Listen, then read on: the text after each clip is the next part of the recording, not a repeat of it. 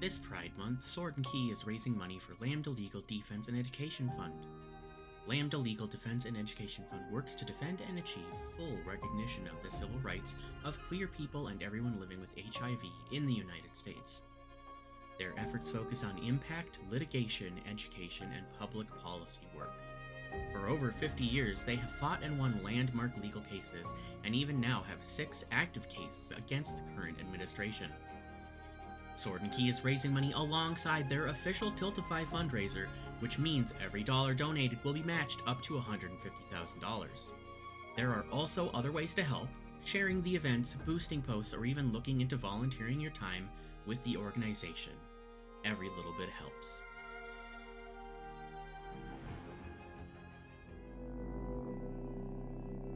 Hello and good evening, everyone. My name is Alex, and I will be your GM tonight for Pride and Wrath. The Redcaps are coming, Part 2. We are a Pride Month two-shot game here hosted on Sword and Key. We're delighted to be here. I'm running out of words, so I'm going to start talking quick to make sure I don't do that. We're going to introduce ourselves real fast, go around the table, and then we can hop right into our game. As I'm already speaking, hello everyone, my name is Alex. I use he, him pronouns. I am not available to be found on the internet, and I'm delighted to be here. I had to pick on someone last time. Rosalie, it's you. If I can hit the right button when I try to unmute my mic. Hello. We are all a little bit of a mess today, but that's in the spirit of Pride Month, I think. Hi, my name is Rosalie. You can feel free to use any shortened version of my name. I love nicknames. Rose, Rosie, Rosa, any of them are fine. I am playing Momo, who is a rogue. I'm going to pick on Abhi. Sure, why not, I guess. Hi, everyone. My name is Abhishek. I use he, him pronouns. I'm playing Syris, our tiefling warlock, who is very threatening, as was found out at the end of last episode. I'll pick on Bree. Betrayal. Hi, I'm Bree. I am on Twitch and BlueSky as Bree is on fire. I am playing the Ismar cleric Melody, who sure has a lot of things in her head right now. So we'll see how that goes. ChanelleLize. Hi, I'm ChanelleLize. I use she/they pronouns. And I am playing Amaranthe, the half-elf bard, who uses she/her pronouns. And you can find me, Chanelle-Lize, pretty much anywhere at ChanelleLize. Woohoo! You made it through the intro. Good job, team. Yeah. Alex, like making your bed in the morning. Alex, you're muted, bud. First victory. Oh no. Street broken. Yapping here to myself. It's undignified. I do it all the time, bestie. It's okay, your shirt makes up for it. We have made it through the intro. Oh no! Y'all, we're all a mess today. We're trying. There is no way. Oh my god, have I been frozen? Yeah, You were, made it for like a solid 30 seconds. We made it through the intro, and then you went on. Damn it. I'm back now. Let's try it again. We gathered tonight to witness ourselves and what we might become. Before each of us, a digital focus hums and sparks, synchronizing our hearts and minds across time and space. And before each of you, my players, the magic mirror beckons you to call forth the only story you ever could have told in this space, and to construct yourself in the process. Tonight we return to Meridian, where the Festival of Becoming will suffer doubt. What hope is there in art and the constructed self in the face of the might of the mob? And what is the value in substituting one tragedy for another? Something hollow rises in this land. An absence, a vacuum, emerges like a tumor, gorging itself on much of what is free, what is brave, and what is beautiful. Yet like a black hole, the light captured in accretion radiates. The story we channel tonight needs you. You who are not alone, you who are lost, and you who are one of every one. A demagogue and his transformed followers march on your city. How do you resist? Again, we offer this oldest of human gifts, storytelling, back to the creator. Once again, do we come before you as the 5 mouths of the Mother God, and once again do we invite her to speak back to us in fate. And so the eternal recurrence continues, and we enter once more into the wild unknown. Welcome back to reality. Where do we find your characters?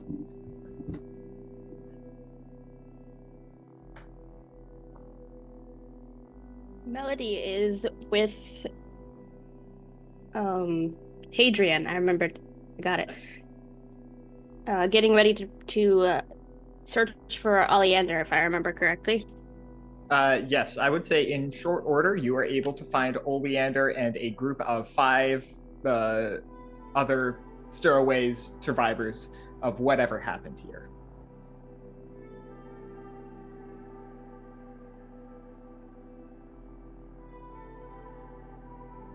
I will invite them all back with me to the rest of the group. Sure, yeah, you pop open this little hatch, one of many that Hadrian who showed you.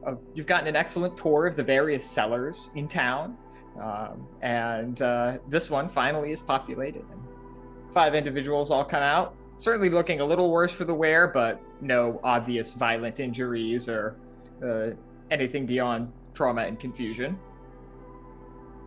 And yeah, you and some of the residents of Blackwater Park emerge back into the village center where the rest of the party is. Abhishek, because Syris didn't know that Momo was speaking with our captive, and now there has been a very dramatic change. I would like to know how Syris is reacting to this before I know what Momo is doing exactly. I think I think Syris probably would have stuck around, I think, to watch Momo speak with the captive. Probably not like up close and personal, but like she was doing it telepathically in an effort to not have Syris realize it was happening. Okay. Yeah, he probably, and in that case, yeah, if he didn't know if it was happening, he probably would have kept an eye, but definitely from afar, just to like keep on his promise of like, I'm fucking watching you. Do not try shit. But obviously when the change happens, he definitely would like be surprised. Both eyebrows kind of shoot up and like, oh shit.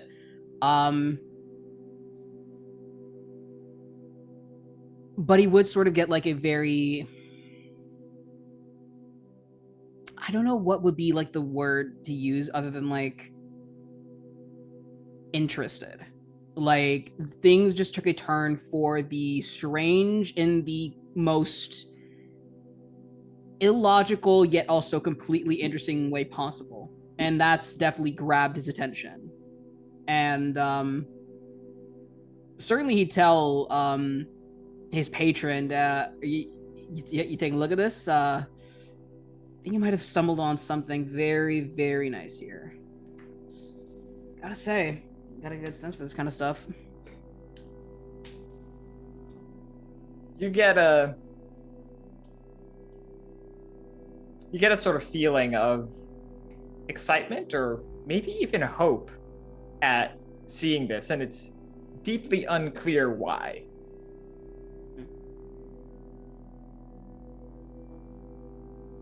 Now remind me, did this reverse transformation seem like it was painful or anything of that sort? What sort of state is this gnome in as he's found himself back into this form?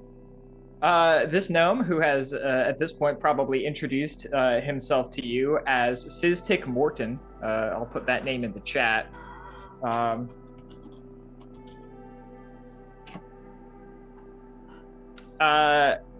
Definitely seems harrowed. It was not a pleasant transformation, but certainly it doesn't seem as painful as it should be naturally, right? You saw bones snapping and flesh remaking itself, and while certainly Fizztick seems worse for the wear, he's not that broken up. Mm-hmm.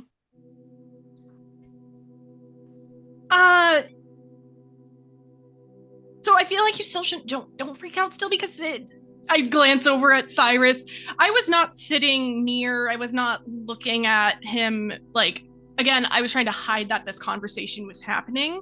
But I think upon hearing the sound of rending flesh and cracking bones and all of that, Momo definitely like got up, went over, is on her knees, checking, trying to make sure this person is okay. Possibly considering taking the manacles off at this point, making sure that they're not. Yeah, for sure. Amma's done the complete opposite, and she has scooted back as far away from this guy as she can. All right, sure thing. Momo, yeah, you're able to. Why don't you give me a medicine check real quick? Yeah, I'm actually not that good at medicine. Oh, I never took my d20s out. Playing a 2d6 game the other day, and that's only a 12. A 12. That'll do it. I would say that broadly you'd be able to ascertain that this person is essentially about like at half their hit points at like maybe 5 out of 10, but is otherwise no worse for the wear. And I would say that, sorry, lost that idea. But yeah, he kind of looks at you. What Do you remember what? Okay, you don't remember. I have an idea. I just am confused by it. I mean, me too. It seems like whatever ritual that you agreed to was not necessarily a permanent one, and I don't think what I did should have undid anything. I usually can't like dispel anything. I like look at Amma, just looking so confused, like looking to my friend that I know is an academic and might know things about magic and rituals and transformations. Amma looks perturbed and just kind of like, I think she can see that you are looking for reassurance, but she just kind of like subtly shakes her head no, and like, I don't know what's going on either. But what triggered it? It was something that was said before, right? There was some change in idea. I don't remember if I remember correctly. You wouldn't have heard it, but essentially Momo Right. apologized. Okay, so running in and attacking without talking. Okay, interesting. Yeah, I was just shaking her head no. I don't know what's going on. Momo apologized and Syris scared the shit out of him. That was part of it too. I just did the ear thing so that he could hear me, and was talking to him about how I didn't know that they were his brother, and I had just kind of freaked out and shouldn't have freaked out. And interesting. Fizztick, should I be sorry for that? Should I be sorry for saying sorry and having this happen? I don't know I don't know either.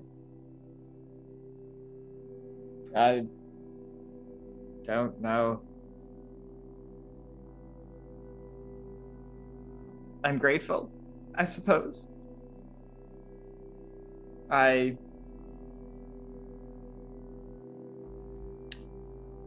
I wanted to be like that at any point, I certainly don't want to be like that now. So... I'm glad you're glad. Yes. I think our friend Melody is out looking for Oleander and any other survivors, but I think we're going to be going back to Meridian after this. I'm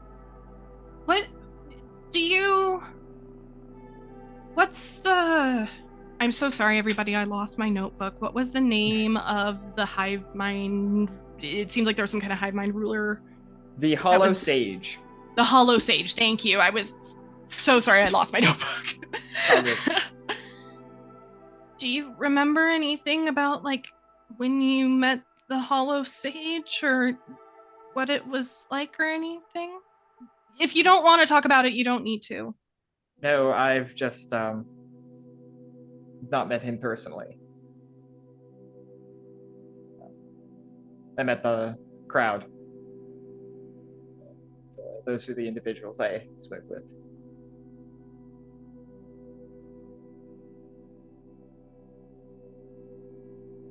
Why do they call it hollow?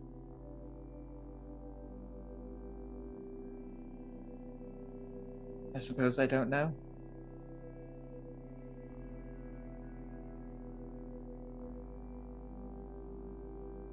Do you remember anything from before you were anything other than what you are now?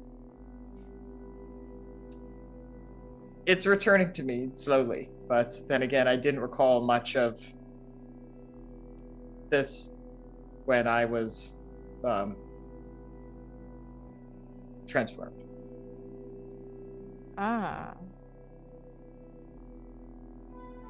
What's coming back to you? Do you remember willingly agreeing to a transformation? I don't know that I ever thought in my mind, yes, I would like to transform and be like that. You just didn't want to be stepped on. Yes.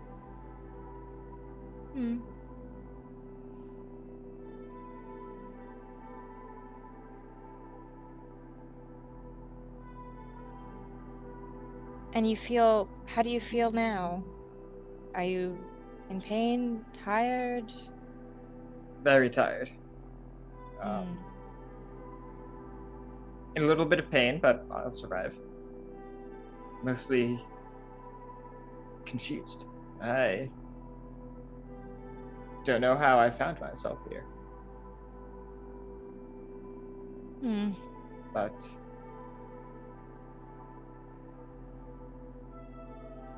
I suppose I'll have to reckon with that.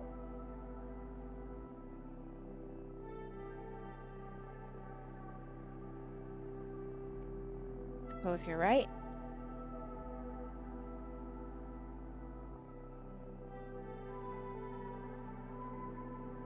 The four of you are returning to Meridian?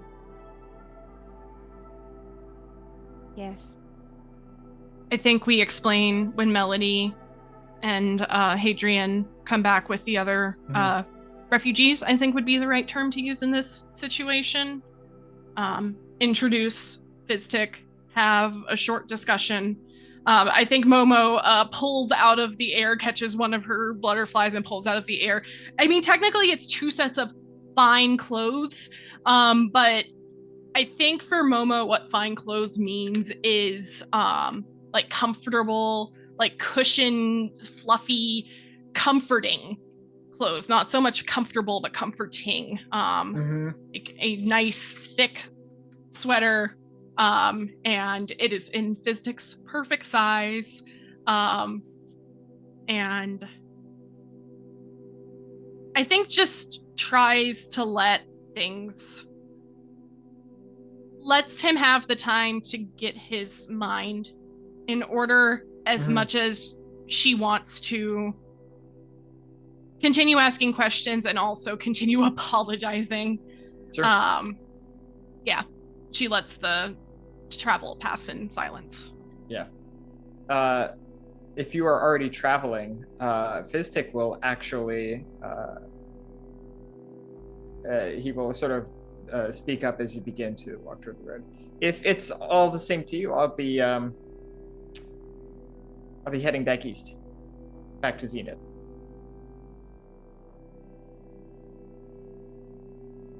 Are you sure that's safe? Or wise? No, I suppose not. But it sounds like the sage and his people are approaching Meridian right now. And wherever they are, I don't want to be. That's understandable. Do you have family there? Zenith? Yes. Good. Well, I'll just be on my way, I suppose. Thank you for what it's worth. Howdy, Raiders. And Fizztick Morton takes his lead. Before, does Alma know how far away Zenith is? Yeah, like at least a couple of days of walking. It's a good bit away. As what's his name? I had it on the tip of my tongue. Fitzwick? No. Fizztick. Fizztick, thank you. As Fizztick is leaving, I think she just kind of like taps him on his shoulder and slips him a couple of good berries for the road. He looks almost a little surprised. Thank you. Of course. You're very gracious. Travel safe. You too. I think several minutes pass after we part ways. But Momo's telepathy is good for a full mile. All right. Oh dear. And after several minutes pass and we're a good distance, she just starts kind of like silently chattering. Not so much chattering at Fizztick, but like asking Fizztick questions not about what happened, but just about Fizztick. Like, what kind of stuff do you like for Meridian? Like, I'm gonna send a letter for your family and everything, and I'll send you a care package. Let us know when you get there safe. Yeah, sure. You learn that Fizztick is a relatively normal person. He's a craftsperson and average woodworker, that sort of thing. Is there anything you would all like to do, say, or prepare, or any conversations you'd like to have on the way back? This is about a 6-hour walk, as it was to get out here. And so by this point, the sun is barely beginning to peek over the horizon. I want to talk to Oleander. Sure. Old guy, he's with the group of survivors. He's got a big old crossbow slung across his back. Bald, looks like he's seen it all. And he just kind of nods as you dial back the pace and hang out with them for a minute. We were told you were a contact. Can you tell us what happened? Yes, I can. That was a normal day. We're setting up for the festival. And I'd heard at least, rumors that these little men, these Redcaps, the Easterners call them, they've been out and about there following some sage or something or other.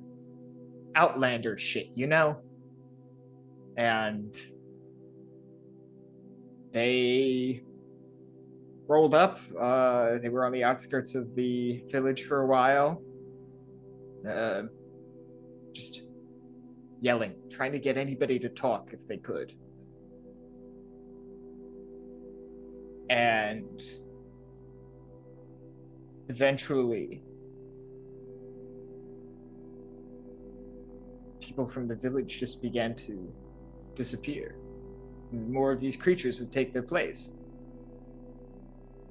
And eventually they were no longer content with shouting at the edge of the village. They wanted to be in the middle of the square. I don't know what happened exactly, who threw the first punch or drew the first blade, but somehow it got violent. And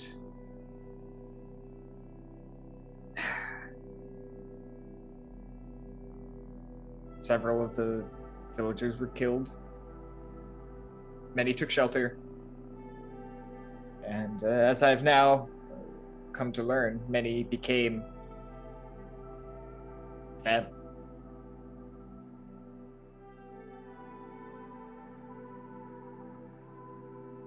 When you say they tried to make the villagers talk about what?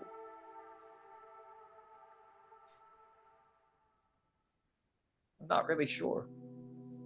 Grievances, certainly. Oh, by the gods, they had grievances. Grievances about adventurers, the powerful, the cities. Admittedly, some of it resonates. But the lengths to which they take it,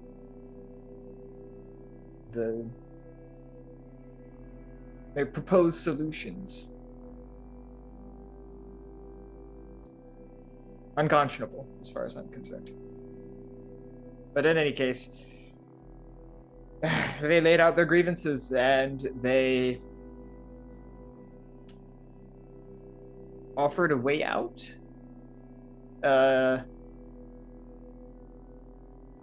Their solution was to become one. I suppose that's what they think of themselves as.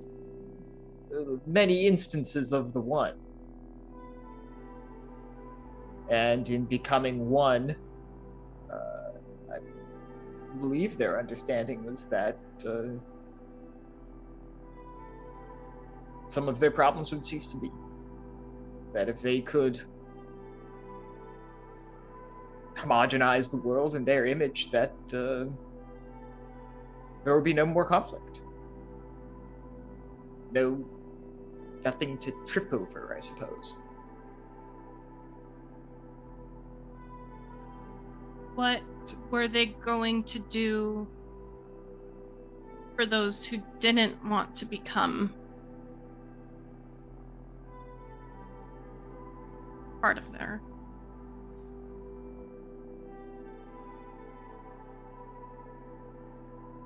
That's almost the worst part. I don't know. Certainly I look at them and I listen to their rhetoric, and the undertones of violence are there.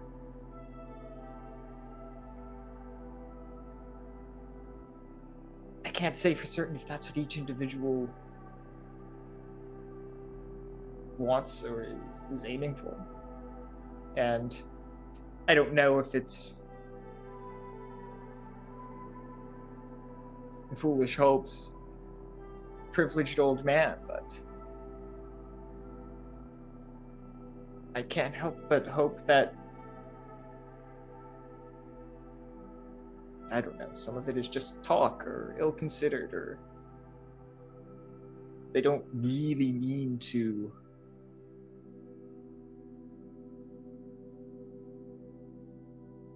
do the things they say they're going to do. But if they're already killing,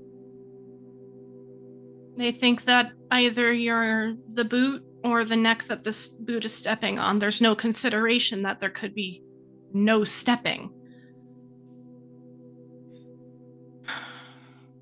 You're right. They need somebody to step on. We need. That I believe they do.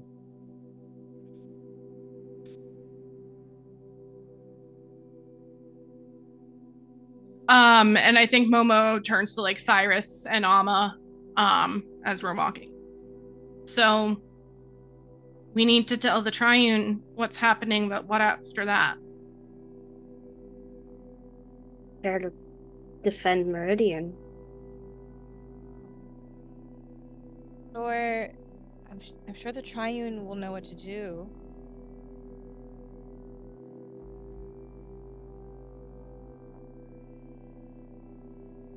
Most likely. I mean, they're the ones in charge of the city for a reason. All I'm concerned is, I just want to make sure they also pay us for, all of this. Not to mention a little bit of a hazard pay for what we went through. Fair.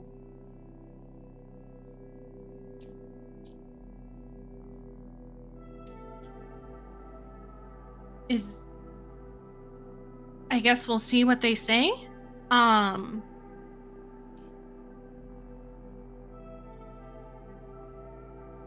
Is it going to be okay if they just want to fight them off? And there's people under those Redcaps. We know that now with what happened with Fistic. And I'm sure that there's probably some of them that won't want to listen, but I mean, I would love to kick their ass if they don't want to listen and they're just like, we're just going to step on everyone who doesn't want to be one of us. But like Fistic listened.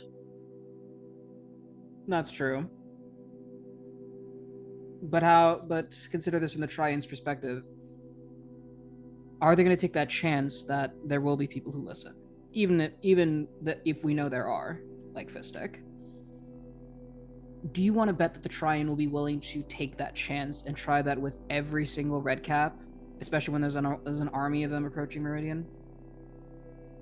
And their leader's supposedly coming too. Not to mention that, yes. Melody, what if we don't focus on the army? We did our job. We're coming back to report. We're bringing Oleander back. They want us to fight the army. Yeah. Yes, that's what we should do, right? Quite the bold play. I mean, like the sage. I mean, we can imagine the sage has always been the sage, right?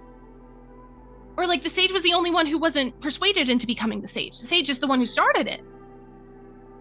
Momo. Sounds right to me. The sage is fucking evil. Yes, but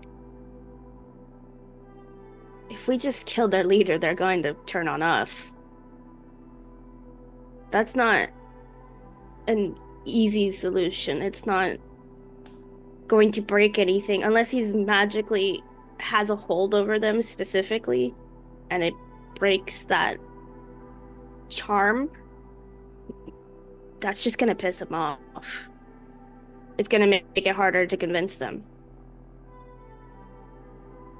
We just try to talk to the leader. Both ideas at the same time. I don't know how feasible that would be, but I would like to understand how anyone gets to a point where they try to amass this many followers and enact so much violence,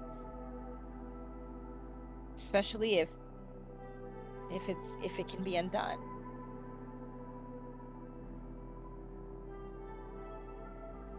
Well, I can't muse on as to why he's doing what he's doing. Obviously, he has his motivations of, the boot and the neck and all that he's instilled in these Redcaps. But for the power, it may not be a stretch to imagine that there are forces in this world that can provide such power, obviously. There are a number of higher beings. Gods, demons, whatever you may want to call it. And there are quite a few that can give someone like this sage the power necessary to enact all this. Alex, can I roll either an Arcana or a Religion check to see if he's right on this, Syris?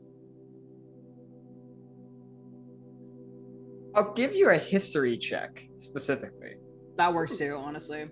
And we did see what happened at the cabin. Mhm. Yes. And you note that there was no magic involved there. There was some kind of a ritual setup, but it was not leaving the traces of what you would be familiar with as magic. Mm.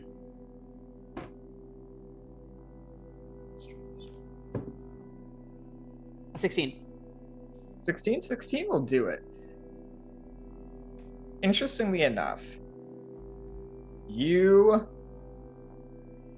don't particularly recall any particular higher power. Well, no higher power comes to mind immediately. What does ring a faint bell is that now that you've heard a couple of times, all right, this shit's coming from Zenith, some of the folks are coming from Zenith, you recall that recently there's been news from out of the city that something like a prophet figure has emerged. This individual is named Zarathustra. Sorry. And I would say that you're not fully able to map that person's ideology onto what's happening here, but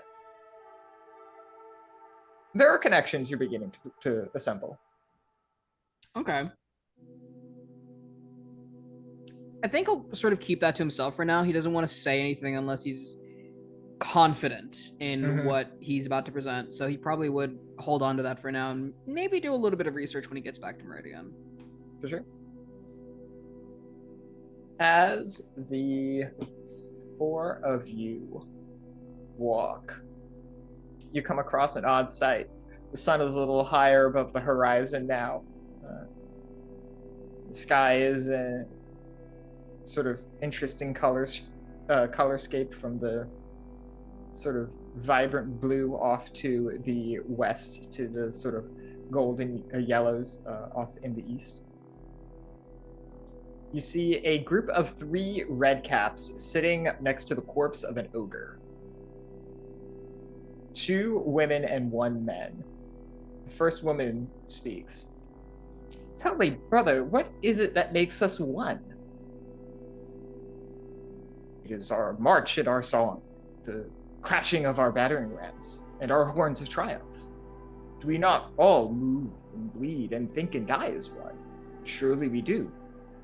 And so sure am I that we are one. The other woman speaks up. Said truly, brother. And yet was not this ogre struck by your hand alone? So sure am I that we are whole in body, and one in spirit. And they follow this line of discussion on as you pass by. The man waves to you as you go.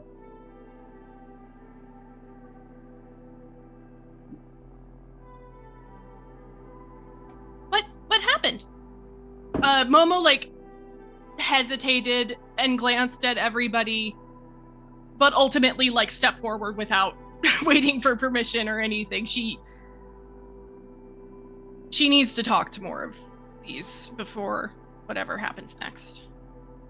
This foul beast of the woodlands was harassing my dear sisters, and so I slew it.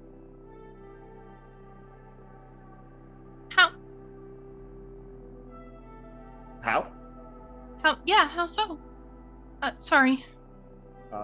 Certainly.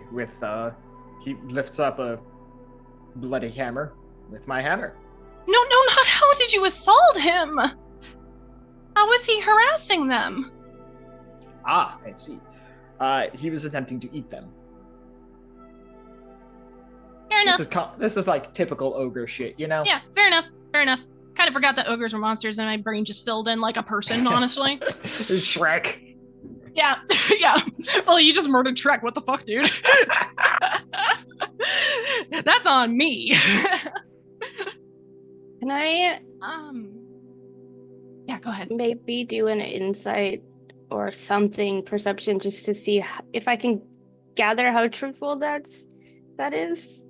Sure, go ahead. You could do insight or investigation. We're gonna do insight because it's higher. Yay! 17 plus 9 is a number. 26. 26. Listen, it's Pride Month. You expect us to do math? I would say that you don't detect. The only suspicious thing you detect in this particular Redcap is that he is quite self-satisfied and pleased with himself for this accomplishment. But certainly nothing he says comes across as not genuine. She's still a little disturbed by that. I'm glad you were able to protect them. Are you okay, gals? Oh yes, we are fine. We are grateful for our brother's intrusion.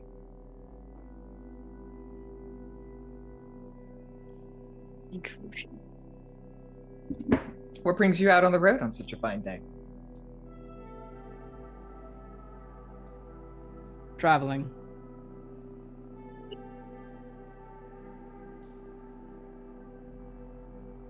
Going from city to city, just taking in the world. I mean, it's a fine day, but this is a dangerous road to travel. What brings you out here? We were following the sage, and we tired, and so we rested and we talked. And now the sage is gone, and here we are. Will Just you left have to... you. Sorry. No Go ahead. worries. Yeah, well, would you have to travel very far to catch up? I'm sure only a few hours, but he has many followers. In truth, I can't imagine he misses us. That's sad. Aren't you one? Well, When yes. you're one, the individual parts aren't as important, right? I would have assumed the opposite.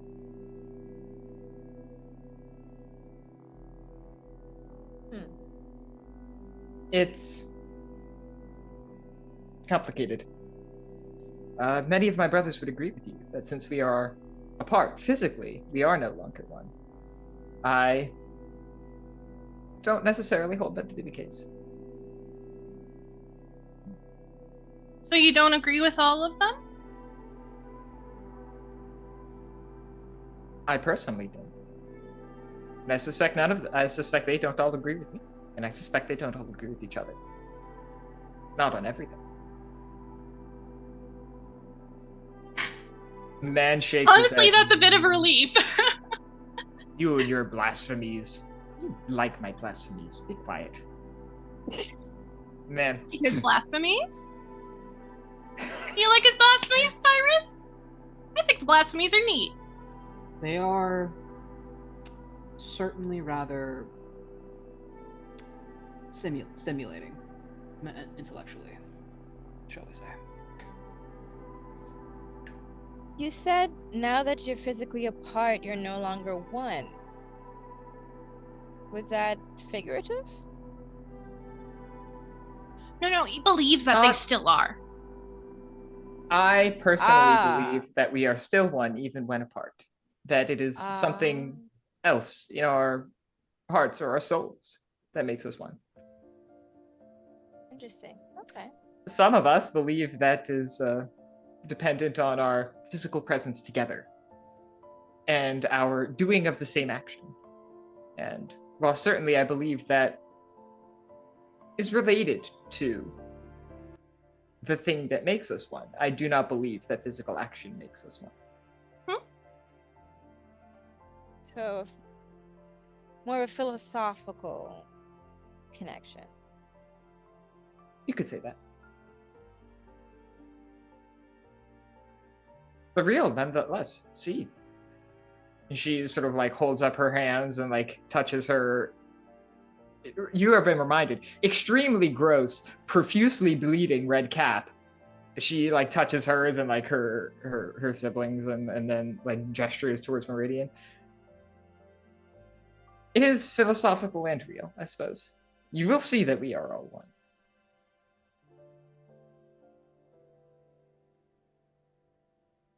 How so? Certainly you will see more of us and we will appear as one. And in the appearance, we will become one.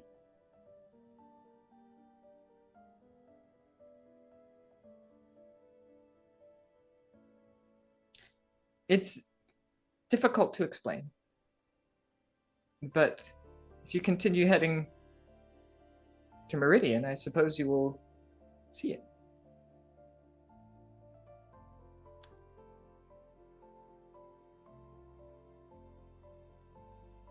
Well, we'll keep that in mind then. Best of luck on your travels. You as well. I hope I can hear more about the different things that you disagree on when we see more of you later. And all the reasons that you're not all the same. I hope you find that too.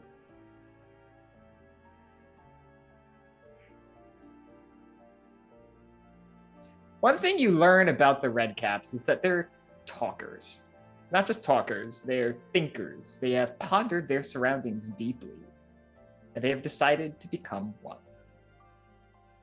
Is there anything else anyone else would like to do before we go to break?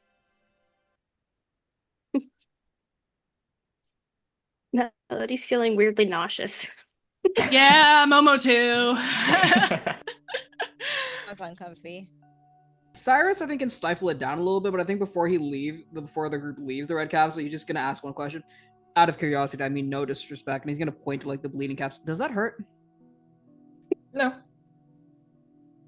It should, right? It is not our blood. I'm looking at Syris. It should hurt, right? Oh, it's not your blood. Oh, that changes things. Better or worse? Worse. It's It's worse. It should. It simply changes things. It should hurt to have to use somebody else for that purpose. That's not the use of the word hurt I was expecting you to use, but I agree.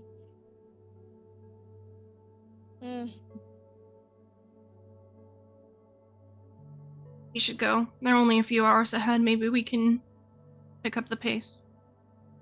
Agreed.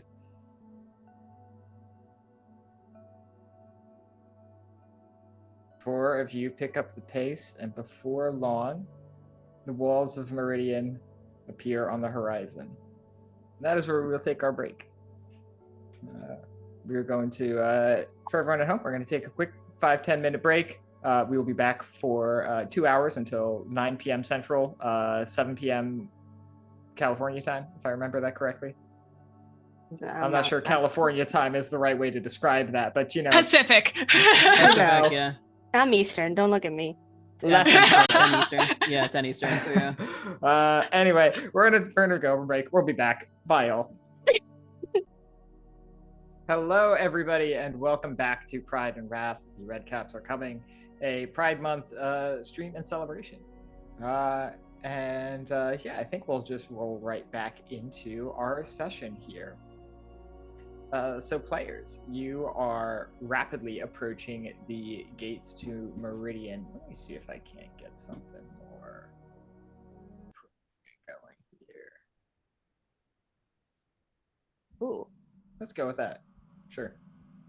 It's all on shuffle. I have no idea what's happening. In any case, you approach the city gates from a few miles out, probably. And that's when you begin to see various clusters, groups of Redcaps, sitting like the ones you just so briefly ago encountered on the road. As you approach the city gates, there appear to be more of them, and the activities they're engaged in become rapidly more concerning. For the most part, these groups of Redcaps that just kind of litter the outlying fields of Meridian are just standing around talking. Many of them have flagons of beer that seem to have just appeared. And as you get closer to the gates, the proper entrance into the city, that is when you see it. If we can hop over to the map overlay, excuse me.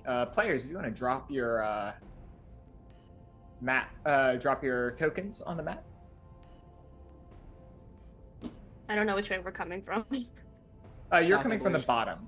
Yeah. Okay, So as you approach the city, you see a few things to note. One, you see a large, hastily constructed wooden stage, upon which stands a figure cloaked in black, holding a gnarled wooden walking stick, almost, that is glowing with an unsightly green glow.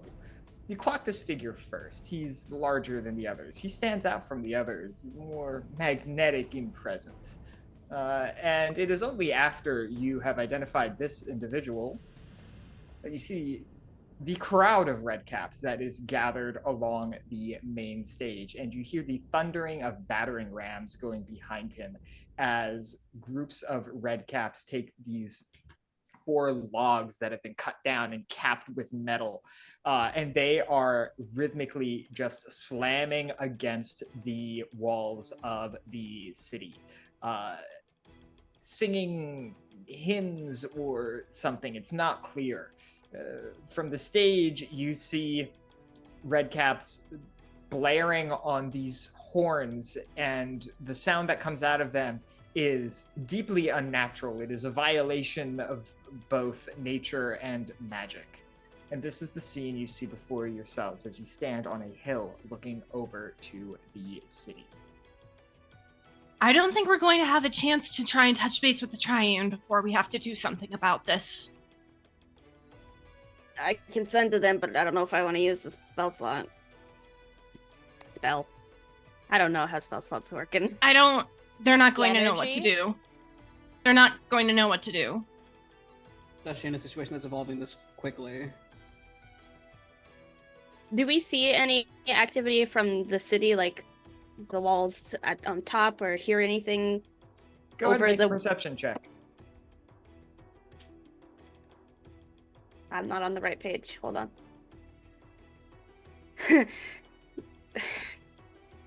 It's a 16 on the dice plus 13. That'll do it for sure. 29. Okay, I can do math. Yes, yeah, that 29 will definitely do it. The city is essentially under lockdown. The things you notice, in addition to just the overall fortification and nobody from the city appearing to be outside the gates at the moment, you observe that. You also observe various uniformed individuals, soldiers, city guard, that sort of thing, positioned up on the wall with bows, crossbows, and they are more monitoring, it seems, the situation than anything else, which is a choice given the fact that there are battering rams currently being hit against the city walls.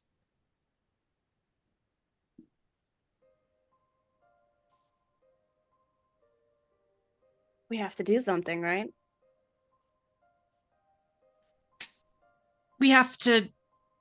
I still think we should go for the stage. I know that killing him might not solve anything, but Amma was right. We can try talking first. We can try talking. We can, but I don't know if you've noticed, Syris gestures to the large throng of Redcaps. We do have a bit of obstacles to get through. Oh, you can't teleport? No, I can't. Sorry.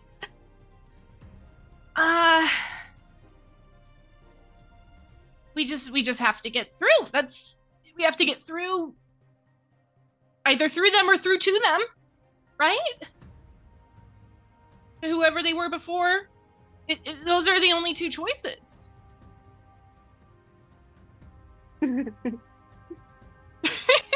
I'm sorry. I would like to This take isn't back. character laughter. This isn't character laughter. I would like to take back the snarky. No, I can't. I'm an ASMR. I can fly. Fair enough. Yeah, I can't teleport, but I can fly. close enough. As the four of you are weighing your options, a figure rushes up to you, and you recognize this individual relatively quickly as Captain Blackthorn, one of the members of the Triune. Complication and auto crits for all. Hell yeah! Momo Thanks now has for 3 the, crits. Donations, chat. Oh boy. All right. So this is delightful. I love this. Captain Blackthorn runs up. There the four of you are. What happened in Blackwater Park? The Redcaps are talking about a massacre. Yeah. They massacred the town. Killed people and turned others into them. Turned others into them. You mean there? There's people People from the underneath town. all those caps. Mm-hmm. Mm-hmm. You've spoken to the Or Red how do Caps. you fix that? Do you kill them? I don't Killing think that doesn't would. fix it. Did We don't know how to fix it, but we talked to one of them And got through to them. somehow. Yeah. talking to them reverse. God. Not necessarily because Damn we it. talked to 3 others and they didn't go back. I don't know how the one it worked and the others it didn't. Damn it. But they're Well, given the situation that we had the first one in, that might have played a little bit something into it. you think What the situation was captivity? that? We had him in captivity and may or may not have threatened him. So there was a fight with you. Yes. Originally, yes. They're upset about that. Okay. Makes sense. We were going to take another refugee. Wait, you're just going to kidnap one? No, they were. They were Oh. trying to turn Oh, someone. I see. And again, they killed people. Well, an invading army, I suppose. We can try talking to them. They are not happy about the powerful. So I don't know how effective talking to them will be because they see us as the enemy, but we can try. Ultimately, I suppose I would leave that up to you. Melody, Hmm? did you because we've been roommates for a long time, right? Mhm. Do you think it had to do with like how you didn't start thinking about stuff and figuring stuff out for yourself until you weren't hanging out with other clergy all the time? You think it could be like that? I don't know if talking to all of them together. I think it's very similar to that. And if I'm being completely honest, it wasn't until I met you and started hanging out with you that I broke out of it. So I don't, like you said, I don't think talking to everybody at once is gonna do much.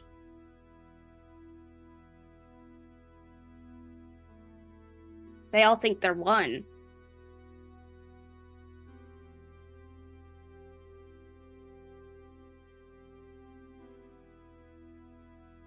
And Sorry, I just saw the chat. We met our I see in donation goal, chat, you we met guys. our donation goal for tonight. Thank you all very Thank you sincerely. so much. We are up to $400 now. We're at And- 470.69. 470.69. Someone Nice. just Oh my donated God. 100. Nice. Fuck yeah. Just 50 off from the nicest it. number of all time. Do with $100 what I will. I will, absolutely. All right, y'all. Let's fucking go. I believe there will be a giveaway for a painted miniature dragon, if I remember that correctly. It will be bisexual wrath colors, if I remember the description correctly, and it will be painted by Channel Staple and Divine Figure Kayla, and we are I believe there will be a Twitch command for that in chat in just a second. Thank you. My holy shit. Thank I you. know. I'm so happy, dude. I love gay people. I'm like in shock. Melody, So cool. Hi.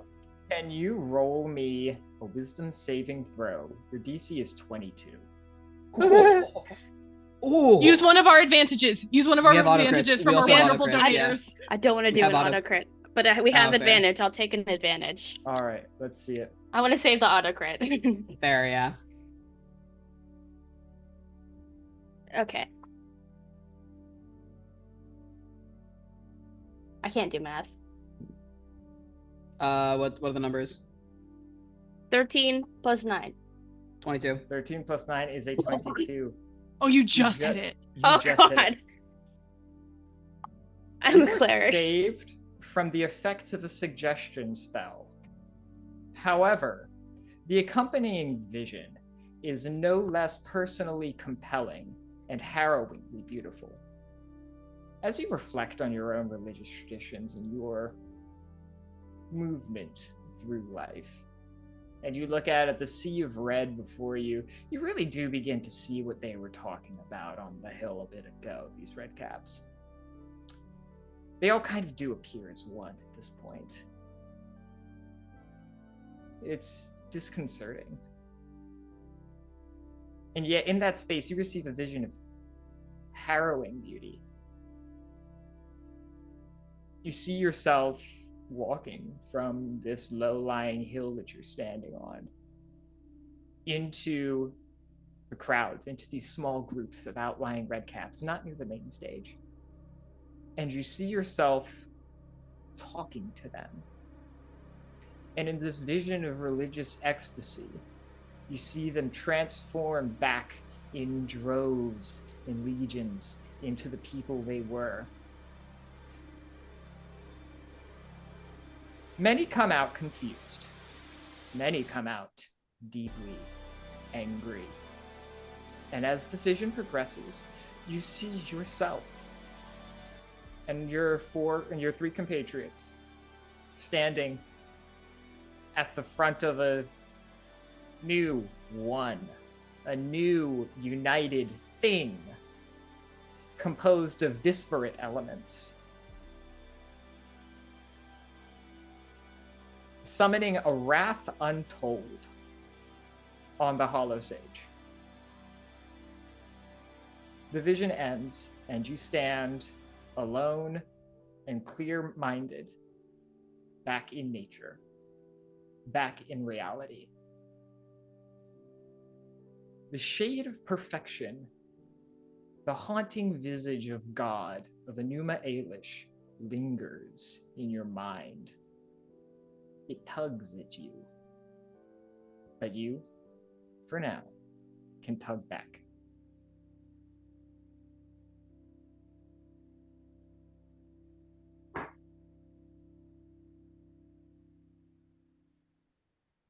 What are we going to do?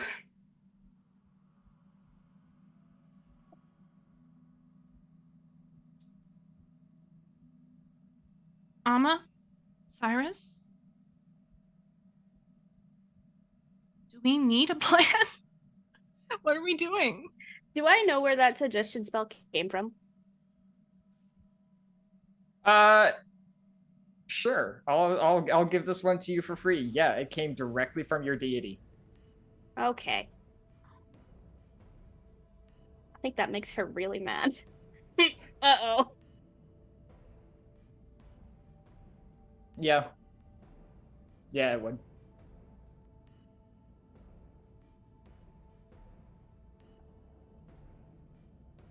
Alma looks like she's stuck on something. Like, not one thing in particular, but she looks like she is having a hard time. She is having a hard time grasping the idea that this problem has somehow come down to the four of them. She feels a little bit silly. She's trying not to feel silly about it, but she put a lot of faith in the city's ability to, and the officials' ability to take care of these kind of situations on their own. And she's realizing they're not going to be doing that it is going to be up to them. Frustrated isn't really the right word. I'm so sorry. We are reacting to What's the happening? donations. The What donations happened? are going insane. Check the donations. Ah! We hit our goal, another goal. We're at 1,000. 1,000. Oh my god, I'm gonna 70, fucking cry, you 69. guys. We're at 1,000 Thank you right now. so much. We were at Oh my 400 god, I'm like literally 5 minutes tearing ago. up right now. What the Someone fuck? is popping off. Thank you Someone so is much. popping oh my off. God. For the deep-pocketed among us, whether they be individuals or the members of the collective, again, we are sincerely appreciative of. I'm like literally crying. Of your attentions and your donations, and Dude, thank you. That's so cool. Okay, I need to get it together. Yeah. Yeah. Fucking go. Holy Wow. shit. Angry. What? Okay. All- Did you say angry? Yes. trans- Trying to get angry. Yeah. Transition back I need to what to be Chanelle I was need to be saying. scared and not in awe at the kindness of humanity despite the cruelty of humanity in the world right now. Ah!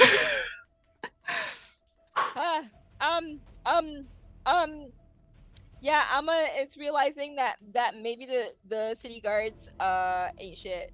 Yeah. Oh yeah.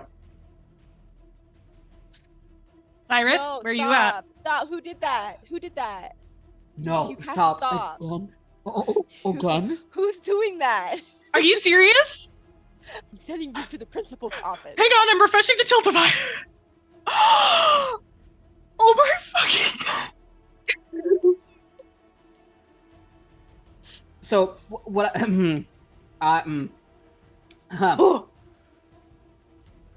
I'll lie down. I think Syris has been very analytical about the whole like situation. He's thinking from like a very much a tactic standpoint. I'm trying really hard not to look at Tiltify right now. I'm trying really hard not to look at Tiltify unless I lose my train of thought again. But he's thinking how to get to the stage without like dealing with, you know, the absolute horde of Redcaps there are, but B, the fact that he knows there are people underneath them, he's also trying not to kill them either. And I think he sort of thinks back to what Melody described when she answered Momo's question. If they essentially need something to shock them out of whatever this hold the sage has on them, right? This might sound crazy, but go along, but hear me out before you give the opinions. Okay.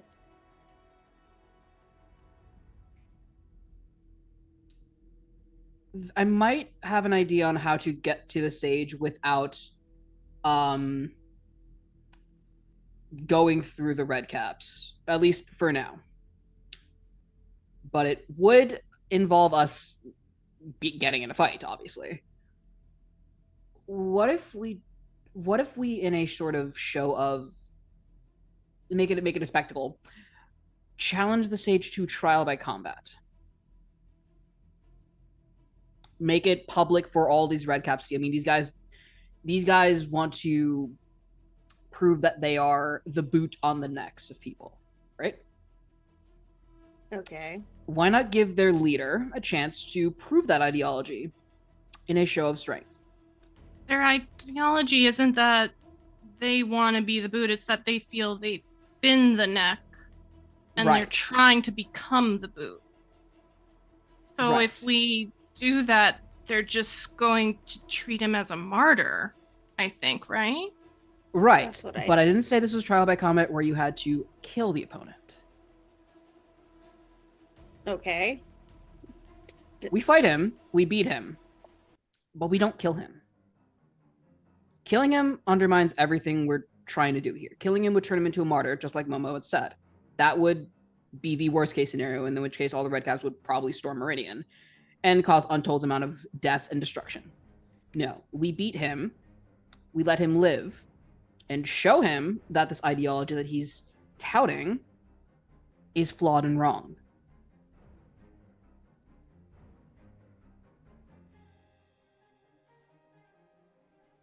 That's just my opinion, though. You don't have to go with it. How would we More of a convince plan them of than I that? have.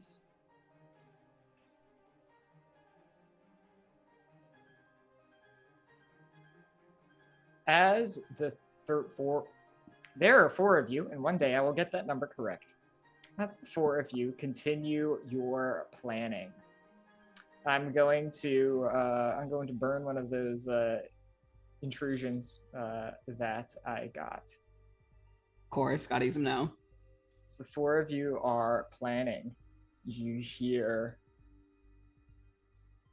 off from the direction of the stage. And now, approaching us from the north, adventurers and travelers, here, please, come, speak with us. The Hollow Sage calls to you from his stage. Well, seems we might better come up with a plan fast. I look at Melody. Captain Blackthorn looks at the 4 of you. I need to get them out of here.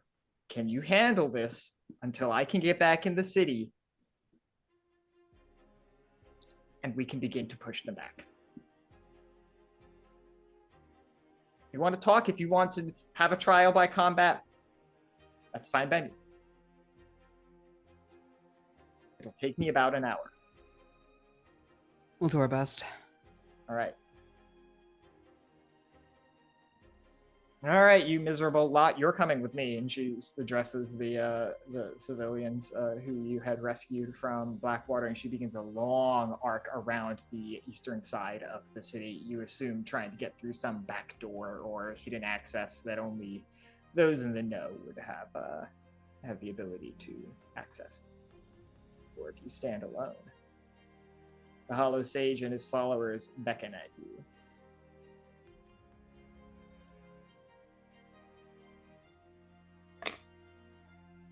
I look to Melody.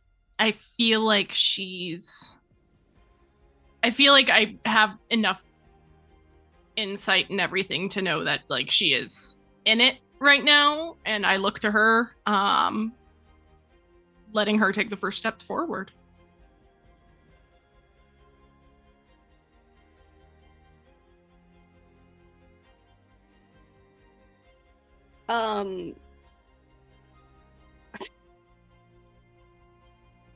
Melody's still angry from her deity trying to make her do something instead of just fucking asking. So she looks at Syris. I say we try it.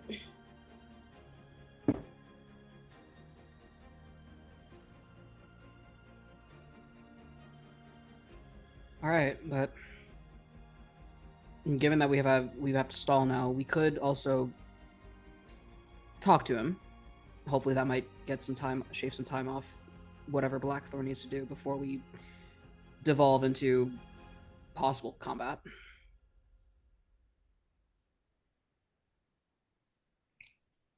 But shall we? And Syris sort of looked to all of you before taking the first step forward. Fallen in step. We move forward. You're muted, Alex. Motherfucker. Now you're good now. Oh. Oh, am I? Okay. We move forward. You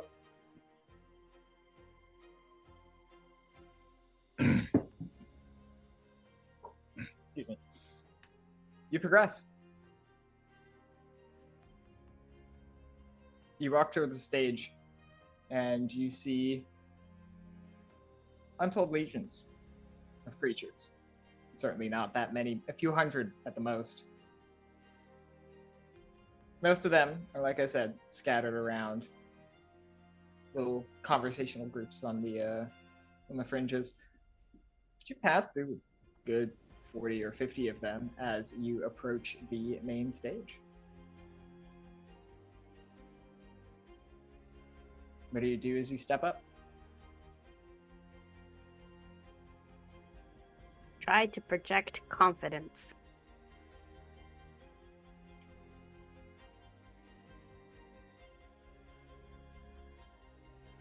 Can you roll me a wisdom saving throw? Oof. Okay. We still have one floating advantage left if you want to You use got it. this, Amma. Yeah, I think I will. This will be a DC 15. DC You got this. 15. Hold on. Let me see. I'll roll first. So, ooh, it's a 4 on the die. I will use the rolling with the floating advantage, is it? Yeah, you could use the floating advantage. You can roll again. That's an 18 on the die. Love that. And looking at my sheets. That was a leftover advantage from last week. Ooh, wonderful. It's wisdom, yeah? Oh, I have a +0 for wisdom, so that's fine. 18. Delightful. With an 18, you pass, and you are able to resist the Detect Thoughts spell that the Hollow Sage surreptitiously cast as you stand on the stage. Does she know that it's been cast? Yeah, no? sure. I'll give it to you. I'll say you're able to fight off the magical intrusion, and you're an experienced enough adventurer that you know that these kind of spells. I know the mechanic of 5e well enough. When you have to make the saving throw, you know. There's some fuckery afoot. I think Alma makes direct eye contact with this figure, knowing that they've just cast a rather invasive spell on her, and just kind of narrows her eyes a bit. You can't see the face from under the hood, but if you didn't know better, you could swear this fucker winked at you.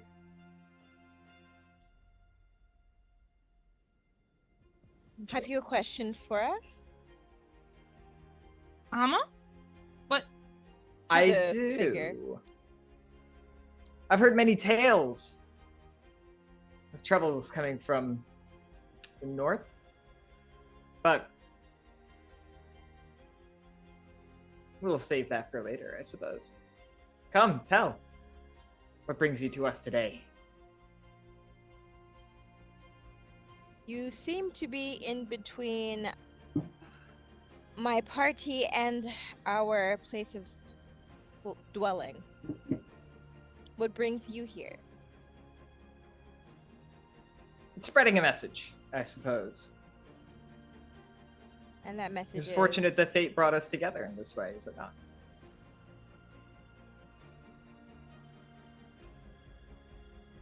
fortunate is not a word that I might use, but for whom, I'm not sure. What do you want to happen now that we're here? I suppose I just want to talk. That's why you're trying to break down the walls? Oh. The sage looks around, looks at the big 10-foot thick stone walls. Turns back to you. Difficult to have a conversation through those. Would you agree?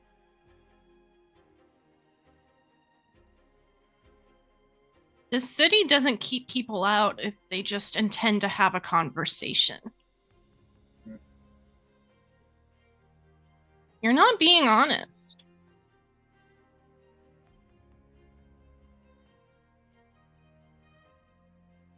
I'm being honest to a point, to an extent, and to a purpose.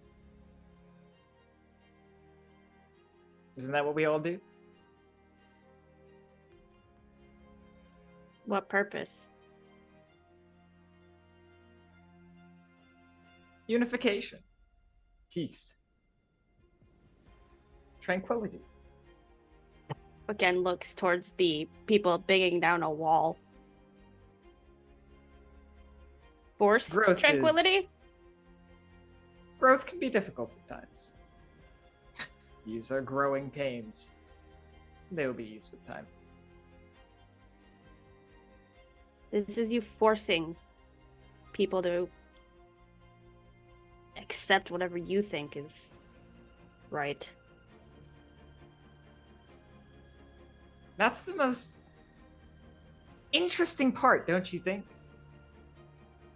I'm just like you. I can't force anyone to accept anything. I can't force you to believe one thing or the other. I have no special powers. All I do is talk.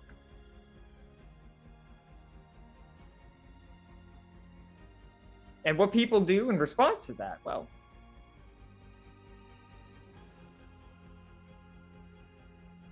That's still your responsibility. What happens if you do talk to everyone and you do get peace?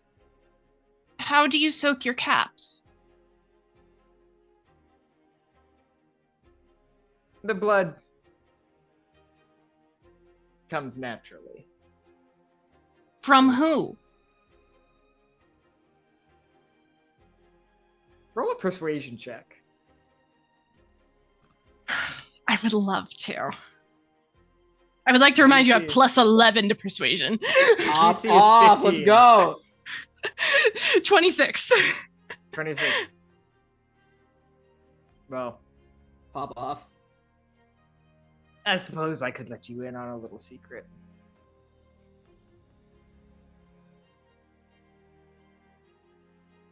It's difficult to explain, but you could think of it as the blood of God. It appears. It emerges from the mind. The blood of God? I'm repeating because I needed to make sure Bree heard that, sorry. From mind. Yes. No, you're right. It doesn't make sense to me.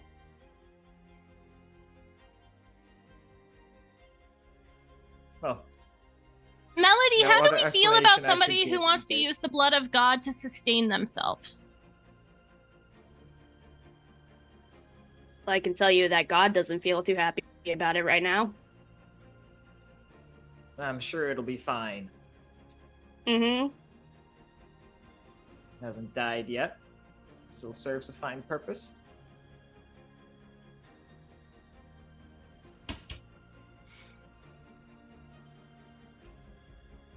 I don't want to talk to you anymore. I love Momo. It's unfortunate, She's sparking. because I'm not done with you. Brothers! Witness before us! Oh, I'm so close to casting Fireball again. Oh, I'm right there with you. I have synaptic shock. I feel like we might be about to let him finish his command. I will. Are 4 humble travelers from the north. Where were the 4 of you, I wonder, last night? Did you pass by Blackwater Park at any chance?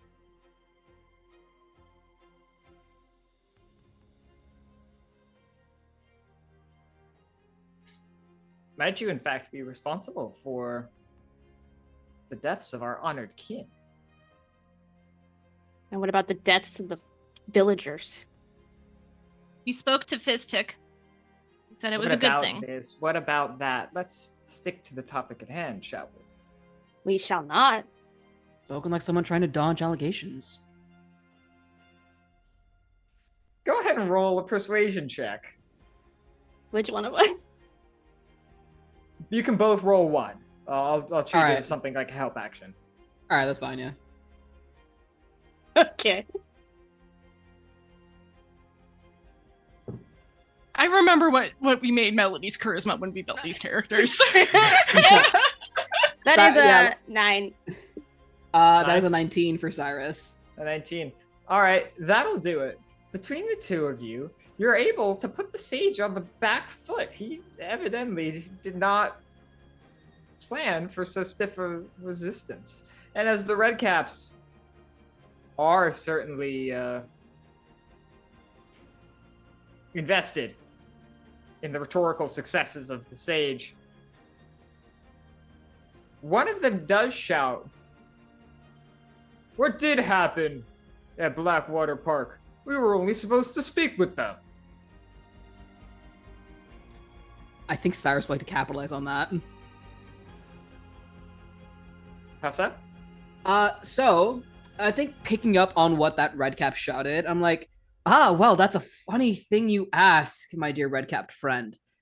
Allow me to tell you, or rather, allow me to share with you a perspective of what the four of us saw. You see, I will admit it, we were at Blackwater Park, but only because we were looking for a friend of ours. And we weren't expecting to really find anything, if I were being honest. We expected to simply find something. But lo and behold, what did we find? We found your brethren surrounding a helpless villager by the name of Hadrian, dragging him, screaming and crying. One of them philosophizing your message, but also planning something, shall we say, planning something more forceful, something more bloody, something we found with some of the other villagers throughout the entirety of Blackwater Park. Blood, bodies, death. Now, tell me if I'm wrong, that doesn't quite sound like simply speaking, does it?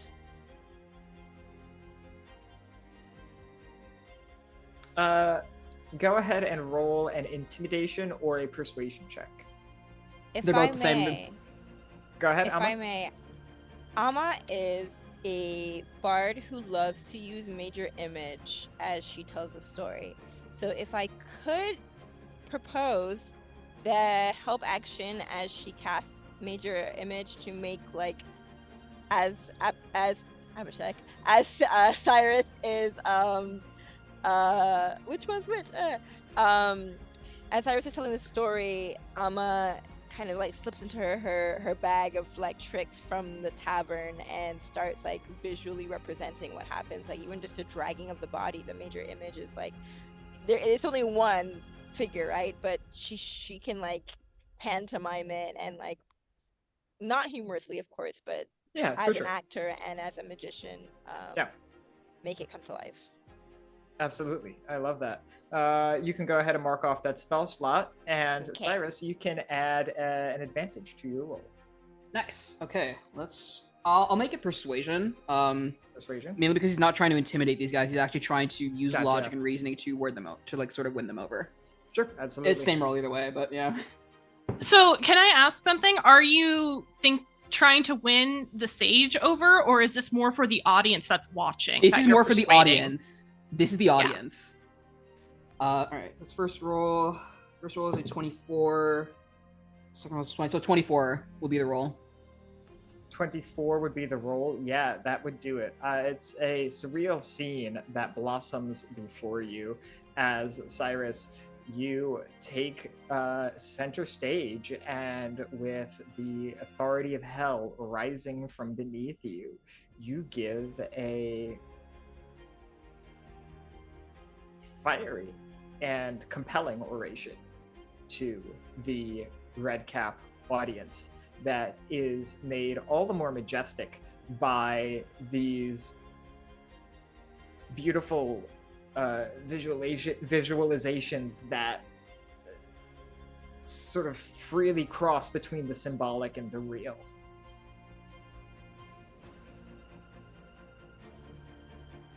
You've made a powerful impression among the festival goers here, for lack of a better word. And you've certainly caught the attention of many of the outlying groups of Redcaps. Does anyone have a particularly good, like, passive persuasion, insight? Passive perception? Perception or insight, yeah. My passive perception is 19. Mine's 23, and my insight's Holy 19. shit! Yeah, Syris doesn't have a horse in this race. Yeah, so I would say for the two of you who have good passive observational skills, I would say that the two of you notice something very interesting as well. That the group of 50, roughly, at this stage, are all sort of intently focused on you and more observing what's going on. In the background, in the small groups, you notice much consternation as debates begin to spark. And hasty, ill-considered philosophy just begins to sort of bloom on the periphery of this gathering.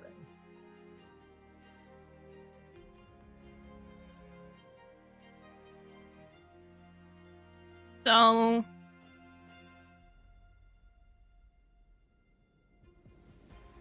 are there still Redcaps like enacting this battering ram and everything going on that aren't paying attention to this as well? There are definitely still a decent number who just don't give a shit about what's happening here. They're at the walls, they are in the thick of things, and they're just whacking shit. They're just here for the violence. Yeah. Telepathically, and I'll mark off my die since I need to do that. I'm pretty sure this is going to take less than 8 hours, but I don't feel the need to roll it. Telepathically to the other 3. I don't know if we're going to be able to convince more of them. I think we need to just do something. I think we need to just do something and stop this. We can't just stand here and talk. Syris, can you make me... Actually, no. Momo, can you make me a wisdom saving throw? Oh, I would love to. You I got love this, Momo. being in danger. DC Wow. 15. No, you have an auto crit. You have an auto crit. You have an auto crit. Maybe I'm a rogue. We're saving those for sneak attacks. That's a so 5 total. I love being in danger. I'm sorry. We're making this interesting. Right, excellent. Can everyone quickly position themselves where you'd like to be on the map? We were like go. up on like in On front the of the stage, right? yeah. We were on We're stage. Yeah. on the stage. Let me move our lad back. He's kind of large. He is very large. He's a big guy. No worries. Yeah. Really, I just He's thought his token overcompensating for looked something. Sorry. better when he was big.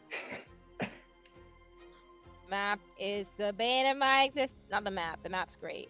The So good. application Roll is the bane of my existence. Yeah. I It think is. I'm close to Syris because I was helping. All right. You are, yeah. Hell yeah. All right. This sucks, but I'm going to do it anyway. I respect I Momo. that. invite you to openly.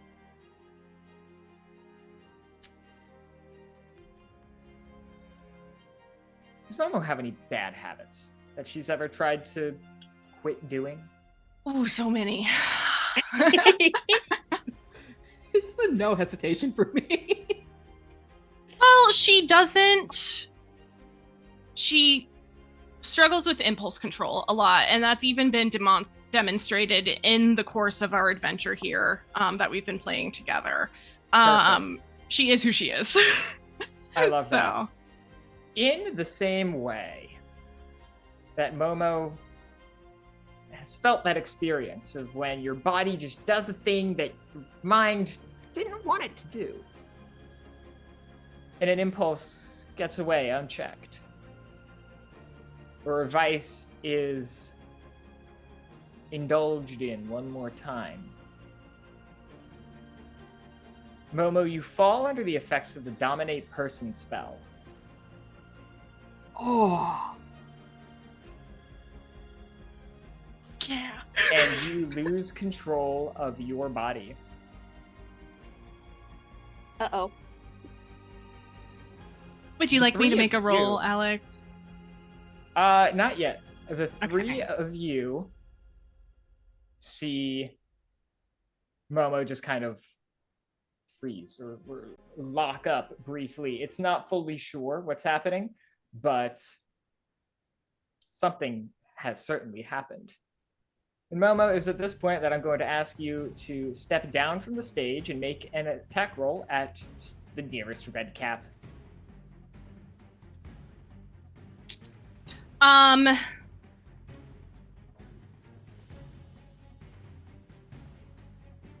Now, question on you. Do you want me to load this up? Do you want me to take this seriously? The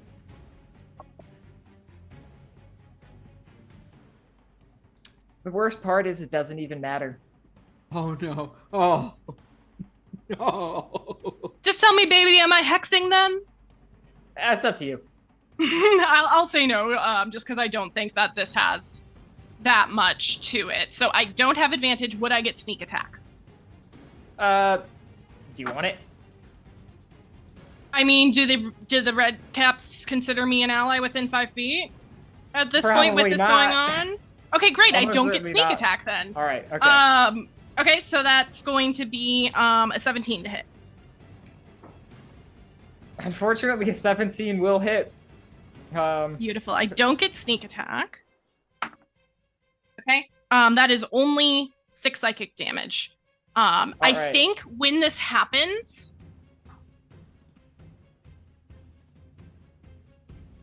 rather than the colorful butterflies that she usually grabs out of the air, I think they go steely gray when this happens. And she grabs one, and instead of becoming like a throwing star butterfly wing shaped device, it is just a dagger. When you see this happen. All right. Can someone roll a die for me and tell me if you get even or odd? I will. For those of us at That's home, important. all of these red caps are minion type monsters. They all have 1 hit point and they go down in a single. Oh shit. Even. Oh. Even. Perfect. These are minion type monsters and they go down in a single strike. However, for what stroke of luck or stroke of ill fortune befalls you, the one you attack does not die immediately. That said, as this happens, the hollow sage stands above it all, hooded, but you can just feel his malicious grin emanate from underneath that hood of his. See, brothers, the naked disdain they have for you, the wanton violence which they carry forth from unknown lands. This is what we are here to purge. This is what we are here to resolve. And at this point, I would like to ask everyone to roll initiative, unless you would like to try anything else. Fireball. Just kidding. I think Syris would like to try one final gambit. All right.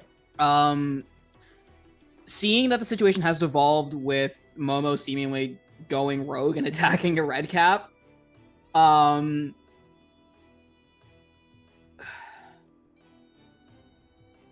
he's gonna try and see if he can force a sort of easier solution so that none of the red caps can actually be killed.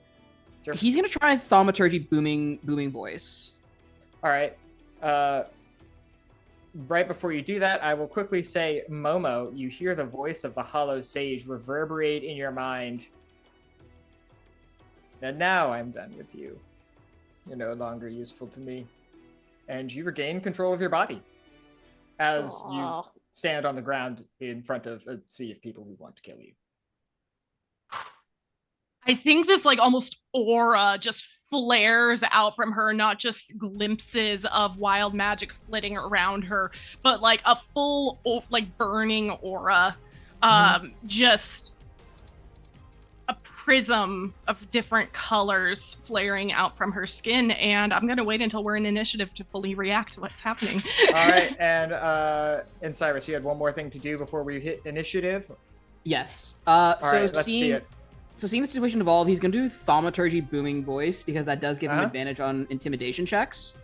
Mm-hmm. He's going to try and see if he can do a, with the projecting of his voice, essentially scare off or at least frighten the Redcaps enough to not approach any closer so that he can challenge the Hollow Sage to essentially a trial by combat, having him fight on his own. Sure. Yeah. Go ahead and roll a persuasion check and make your case. I think for that would probably be intimidation most likely, considering. Yeah. While you roll that, I'm gonna grab initiative numbers. What do we have? 16. 16 for Momo. 15 Anyone on the else? dice. That's 17. I think. 17 for Amma. Yeah. 3. 3 for Melody. I'm a cleric. Yeah. It was a 19 on the intimidation roll and an 18 for my initiative roll for when that does come into play. All right, sure. And let me roll a quick rolly-roo for the Sage. Ooh. Speed. Oh.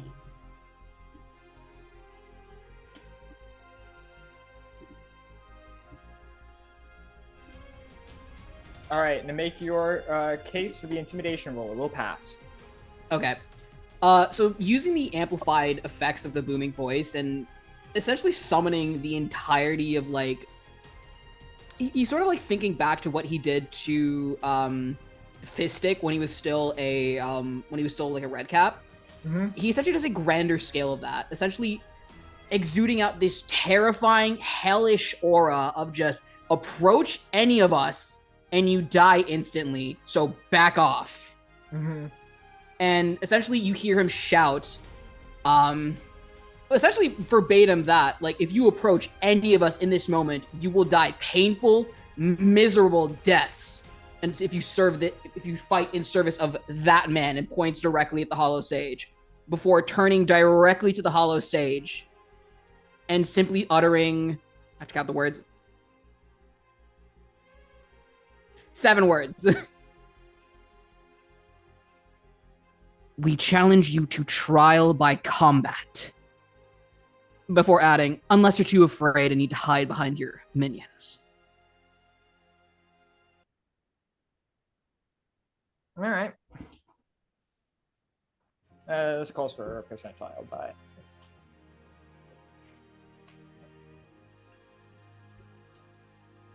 Do you have one of those giant ones that's like a tennis ball size D100? I wish. A destructor.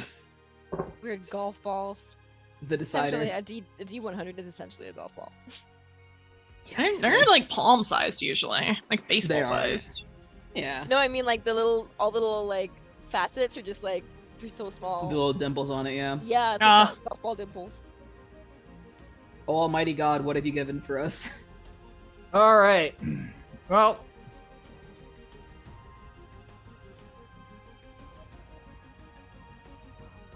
I'll tell you what. We'll make this a trade. The Hollow Sage looks around at his caps.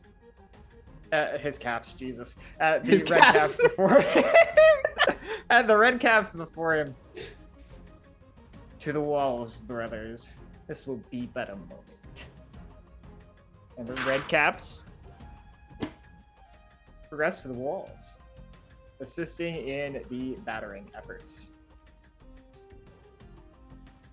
You hear shouting from both the Redcaps and the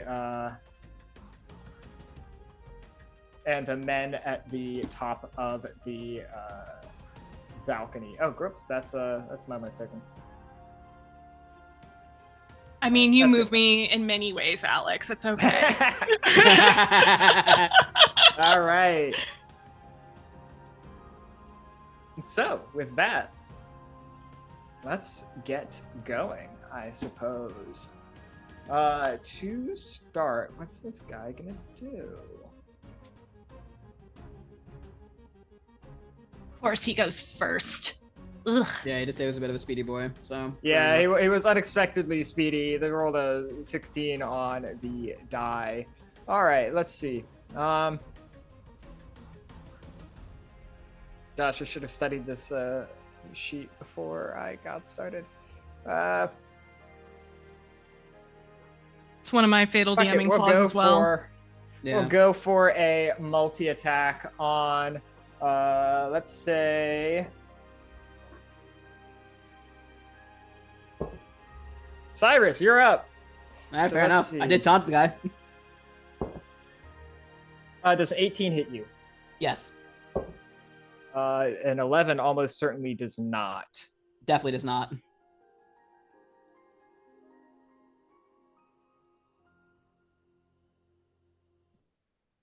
D4.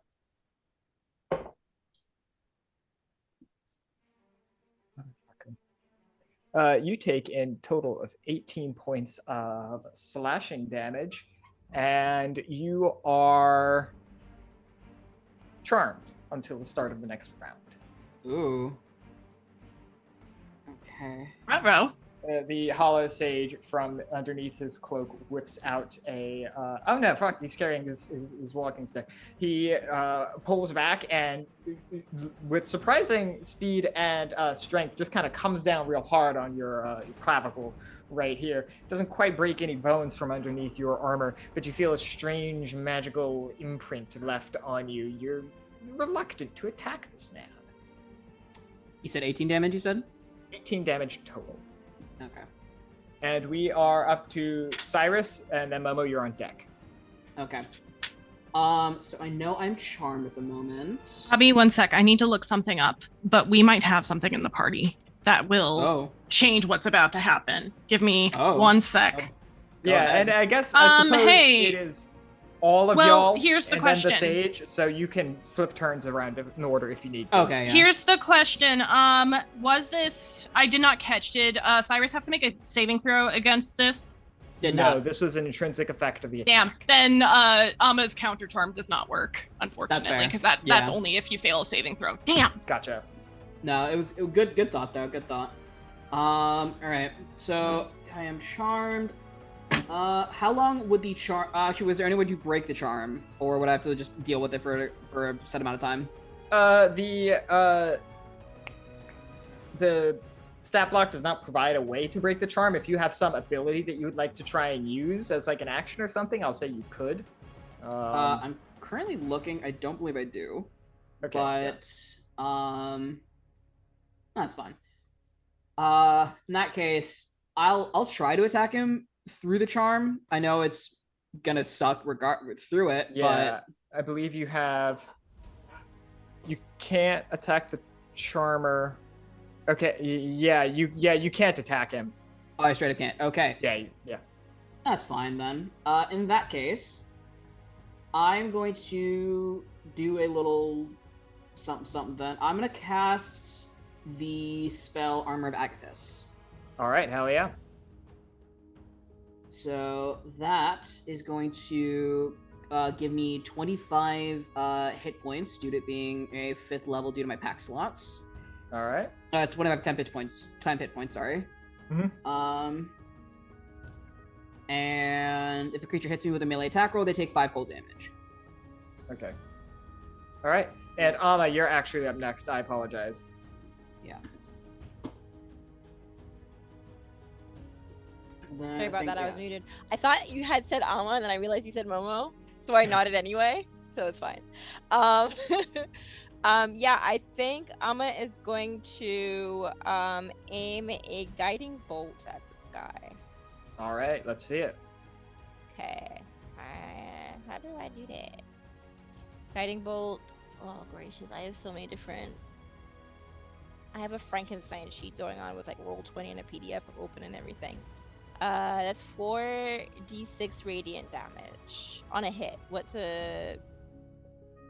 I roll? I think your to hit should be +7. +8, Yeah, that because we have that sounds- magic +8? item. Yeah, Yeah, So because it's we have a that magic D20. that item. sounds right. A Yeah. d20 +8. Because your charisma's +3. We rebuilt Amma's entire character sheet 25 minutes before the stream started, you guys. Yeah. Roll 20 was Sorry. doing me dirty. Herculean endeavor. So if a 15 plus 8 is 23. That'll Is that hit. right? Nice. Okay, wonderful. And so I'm doing 4d6 radiant damage. I So apologize. that It's plus is- 9. Oh, so 24, even better. A 5, a 6, a 3, and a 1. So that is 15. 15. Yeah. 15, math. all right. We're in sync. Bad. Yeah, I usually Doing can't- mental I can math only simultaneously. Math when I D&D. Oh. I can only do it on other people's turns. All right, and Momo, you are up. Mel, you're on deck. Oh, okay. We are going to bonus action hex this bastard. Let me remind myself how updated hex works. I think, yeah, I just place a curse on a creature that I can see within range. I can see this bastard. I know what he's Sure done. can. And I am going to give him disadvantage on your ability checks. This does not apply to saving throws. Common misconception. We're gonna go athletics checks in case somebody needs to grapple him. We aren't a super buff party, but I think that's the one that is the best one to go with. I know he's a coward, and I'm hoping that as she hexes this guy, it is not she looks at him, and her eyes, while they're usually that deep, unnatural purple, even more so, you can see just these bright fuchsia and ultramarine and violet sparks in them, and you see some of these ethereal butterflies landing on the cloak as they cling to him and are applying this curse. And I'm going to roll to throw a psychic blade at this guy now. Let's see here. Yeah, that was my bonus action. I don't have advantage on this one, unfortunately, but my allies are within 5 feet. You don't have is it an attack? Mm-hmm. Then you do have advantage because of because of guiding bolt. Okay, well, I got true, a 19. yeah. I got a 19. Let's see if I crit, but I'm gonna be applying a I'm using one of my 3 auto crits that I have in my pocket on this regardless. Fuck So yeah. that's going to be so my regular attack is a d6 plus 4. So that becomes 2d6 plus 4. I have sneak attack, so that's 6d6, which becomes 12d6. And then we have our necrotic damage that we get from Hex. That's going to add another 2d6 to this. So I think I am rolling 16d6? I don't know. I pre-counted out all these dice. That sounds about right. 6 times 2 plus 12, 12 plus 2, Okay, 14 7. plus 2. I think that is 16, yeah. 20, 30, 38, 39, Burst. 43, Burst. 48, Burst. 53, plus Burst. 4 for 57 damage total. I forgot to differentiate the necrotic. Do you care which of them? 57 does not matter. Fabulous. Man's looking That rough. is... We do love That burst is damage. my bonus action and my action. I don't have the ability to do another one, unfortunately. I yeeted that blade, and I think it leaves like a streak behind it in the air because she is just outburst flaring out. And yeah, I kind of parkour my way up. I look like I'm about to considering leaping over that railing to stop this army. But I am extremely angry and kind of don't want to do exactly what he wanted me to. So that is my turn. All right, I was going to be doing this every round, but if you keep doing damage like that, I'm going to need to pick up the pace here. Can someone who is not Abhishek give me a random number between 1 and 60? 47. 43. Oh, okay, 47. 47. All right. friends at home and friends on stream, I'm going to be pulling from a deck of cards called the Sooth deck. This is accessory to the Monty Cook Games Invisible Sun tabletop role-playing game. It's storytelling cards that always feel cryptic and hit just right. So 47. Oh boy. Still remember the last time this happened. Jesus 47 Christ. is my lucky number, so if I fuck this up for you guys, I'm not sorry. 47. It was meant to happen. Misunderstood meanings: Oh. mistakes, gentleness, friendship, danger, and betrayal. I need you to Alright. repeat that because you did freeze up in the middle of it, and so we missed like half the words in the middle. Okay, delightful. So 47 is the misunderstood beast. It has meanings of mistakes, gentleness, friendship, danger, and betrayal. The misunderstood beast is a gentle giant, not a murderous monster. It seeks our friendship, not our flesh. Can we see past its physical nature and ascertain its truth? Will we even try? Snap judgments can result in horrific mistakes. We judge something by its appearance, for simply the initial reaction it churns in our heart. But the real truth of a thing can rarely be ascertained so quickly. This misstep can catch us from either direction. We might judge something ugly and evil when it is not, or we might assume someone pleasant and a friend when they are not. Either way, we are harmed, or at least lessened, by a result. I don't I know like what this that game. Guys, I sounds. need to leave. So- I need to leave immediately. What the happens fuck, dude? is fascinating. So, as you have these Redcaps working on the walls, you see another surge of them coming towards you from the outlying fields. And as they do, they're beginning to draw weapons, clubs, pickaxes, swords, blunted gardening equipment. It's a real mishmash out here. And they march their ass right past you and begin grabbing some of the other Redcaps at the gates. What are you doing? This is not us. This is not of the one. And there begins to be conflict among the Redcaps. Infighting. Interesting. Momo, have you gone? Yes, you did. You did a shit ton of I damage. did like Mel, you're 58 up. damage. I can This do is it the again burst if you damage. want, though. I can take another No, we're good. Want to see me do it again? Do a barrel roll. Mm. Is it my turn? Yes, it is. Okay. Are we gonna just try and kill him? Do I try to do a lot of damage? Up to I you. mean, Momo is trying to because this was like the number one thing that she never ever wanted to happen to her was just done to her. That's fair. So, however, how Melody feels about it, that's up to you. Melody's- This was not up for discussion for Momo. She is reacting in the moment. So, I'm Oh, fair, yeah. that's mostly me as Bree checking in, like, hey, can I just fuck him up? Is that okay? this wasn't like, not that it's not up for discussion, but Momo was not checking with that on that because she doesn't care. That's so fucking valid. I am going to use my what the fuck? Oh, sorry. It stopped working for a second. I'm gonna use the 2024 rules of Divine Intervention, and as a magic action, you can cast any cleric spell of level 5 or lower. Without expending a spell slot or needing material components, you have to pick this beforehand. I picked Flame Strike. Nice. So, 10-foot radius, 40-foot high cylinder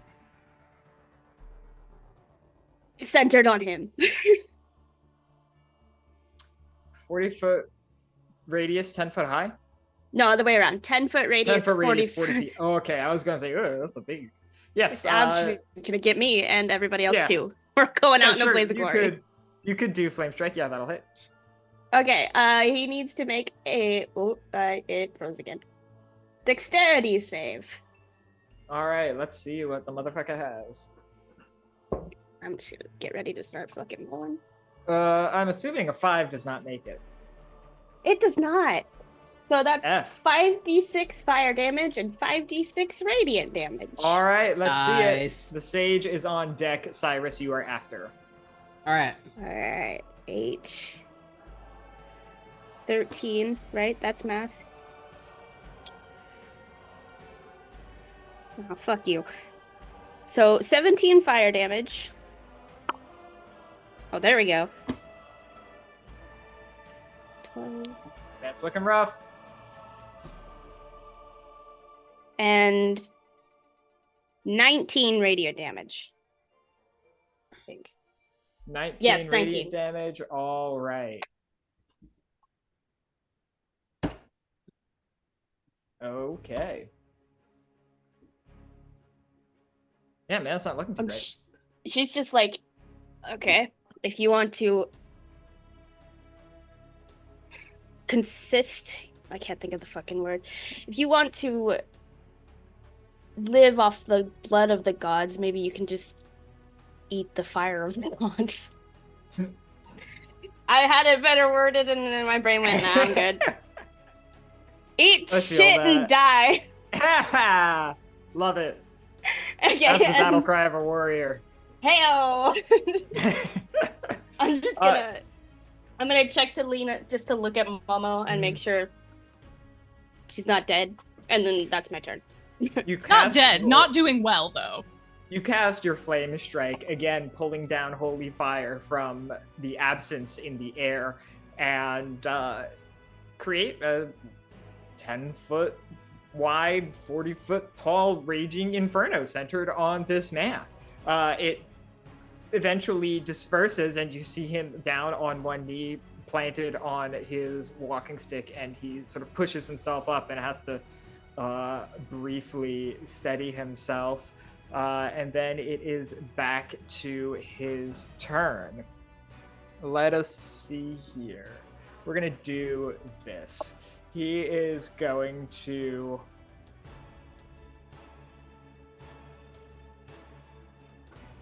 I'll tell you what he's going to do. He is going to...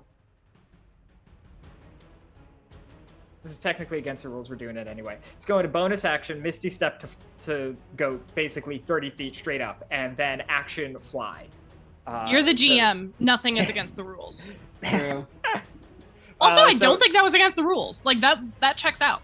Yeah, and so he is now 30 feet above Okay. the 30 feet above the yawl, and he calls out, "Brothers, to me!" And we are going to have two things happen. First, we're going to have Soothguard pull, and then we're going to see what the Redcaps do, and then it is going to be Syris's turn. So, can someone who is not Rosalie or Abhishek give me a number between 1 and 60? 28. 28. You can do it next, Chanel. I'm sorry, Chanelle-Lize. No, because you did one more than what I was gonna do, so I like the number you chose. You have taste in numerals. We're you. so on the same brain cell. 28 is the Swan. Elegant and serene, the Swan is the companion card to the Vision's family. It is a harbinger of luck, and in particular, it is said to bring calm, favorable weather wherever it goes. But as many someones have said, we make our own luck. In this case, the Swan represents that as well. In the midst of a challenge, someone displays a talent, an affinity, or even a magical ability that they didn't know they had. When this happens, it is sometimes called a Swan event.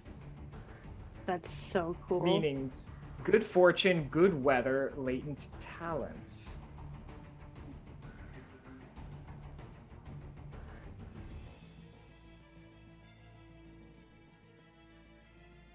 I love to smell a GM I'll tell you cooking. what. As this happens, the Redcaps do begin moving in the direction of the stage before one of them reaches out a hand, and this bizarre, almost like a shimmering golden purple, it's a bizarre color, just appears in the air, and walls off the group of Redcaps from the hollow sage, and you hear the voice of a woman. "No, he is not of the one!" Syris, you're up. I think first off, Syris would like to taunt the Hollow Sage yet again. Listen, Syris is gonna live run free this man's head. I do not care how long it takes. He will absolutely just dominate this man's thoughts. Well. Seems your loyal flock isn't so loyal. Seems they've realized, what was it they said? Oh, yes, you aren't of the one. And I think to capitalize on that, I think, correct me if I'm wrong, Syris is no longer charmed, right? Correct. Okay, perfect. He's been waiting to actually just... I have to double check what exactly... If I can do this... Yeah. I think Syris would like to...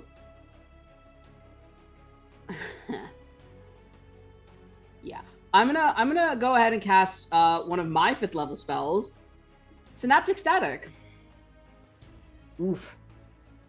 Let's see it. I'm going to select the 20-foot point where the speaker has Misty Step to, like essentially up in the air. He must make an intelligence saving throw and take 8d6 psychic damage on a failed save, or half as much on a successful one. What's your saving throw, DC? DC 16. Roll I don't know 15. why. Alrighty, Let's go. let's do this. Give me Synaptic Static is one of my favorite spells, dude. Oh, It's I so was good. reading Static it. is I was. dirty. It is nutty, and I was like, this It's- feels very appropriate for what I am. For what It's kind one of character those this guy is. spells that, like, when you hit high levels, it's one of those game changer spells. For Yeah, sure. what does it do again? absolutely. It's so... yeah. It's a ton, I know. I'll roll You're damage. fucked, basically. Yeah. I'll read while you roll, if that's okay. I have it Go on ahead, my yeah. page here. You Go cause ahead. psychic energy to erupt at a point within range. Each creature within a 20-foot blah, blah, blah, taking 8d6 psychic damage on a failed save, or half as much damage on a successful one. On a failed save, a target also has muddled thoughts for 1 minute. During that time, it subtracts 1d6 from all its attack rolls and ability checks, as well as any constitution saving throws to maintain concentration. I would like to remind you that Fly is a concentration spell. However, this is an NPC, so maybe those mechanics don't apply. The No, target it makes an does. intelligence saving throw at the end of each of its turns, ending the effect on itself on a success. All right, so it's 8d6 damage, minus 1d6 to attacks and ability checks, and con saves. And then Yeah. it can roll each of its turns. Don't know if it's going to survive that long. But what's our damage, Abhishek? And then we are 30 feet up in the air. Then we're probably, I'll call it 60. He could have moved. So that'll be 66 falling damage if he falls. That is so And sexy. roll his con save. 34 Minus 1d6. damage from Synaptic Static. So that's going going to be a 17 DC 17 con save. Yeah, that's not happening. Hot. So, how much damage was it? 34 Synaptic Static damage. 34 plus 38, 42, 43, 48, 52, What's happening right now? 57. The falling damage. Ah. Yeah, Falling I was damage, like, yeah. He was 60 feet up in the air. okay. When so he- yeah. another My brain did 57 not- points of damage. Holy fucking shit. I think that's the most damage I've ever seen anyone do in a single turn of D&D. Ever. And I play a lot of level 20 games. I think you did the same amount on your one attack. You did roughly the same I did a amount. third of that. 57? No, I thought you did 50 something. did- Why You did my did brain 50 add a something. 1 at the beginning and say that was Oh, okay, 157? My No, brain just you added did. a 1 for no reason. Listen, guys, I'm gay. Listen, we're not I level. can't do Listen, math. Momo, Rose, we're not level 20 yet. Yeah. I would love to. All right. Why did my brain insert 100 on there? Chanelle or Amma, Wishful you thinking. are up. Okay. Trying to Um, manifest. Could I bother you to repaint the scene for me, please, so I can get a sense of what's happening? Absolutely. So, the four of you are standing on an improvised stage at the front of the gates of Meridian. You've gotten into combat with the Hollow Sage, who has attempted to call the Redcaps to his side, but they have been blocked by internal disagreements. Mm. Right now, the four of you stand on this stage. and Abhishek, or Syris rather, has just cast a spell which has caused the Hollow Sage to fall from his flying position onto the ground, and he's writhing in pain. He's prone, fully staggered, the whole shebang. Okay. And how's everybody else looking as well? It's very better than last session. Uninjured but traumatized. Okay. Fucking pissed. Okay, so there is no Snarky direct shit. immediate danger because all of our foes are either distracted or a wiggly worm of Owie. Yes. That's a pretty good way to put it, yeah. I don't know where that came from, but I'm really proud of that. As you should be. It's quite good. I think...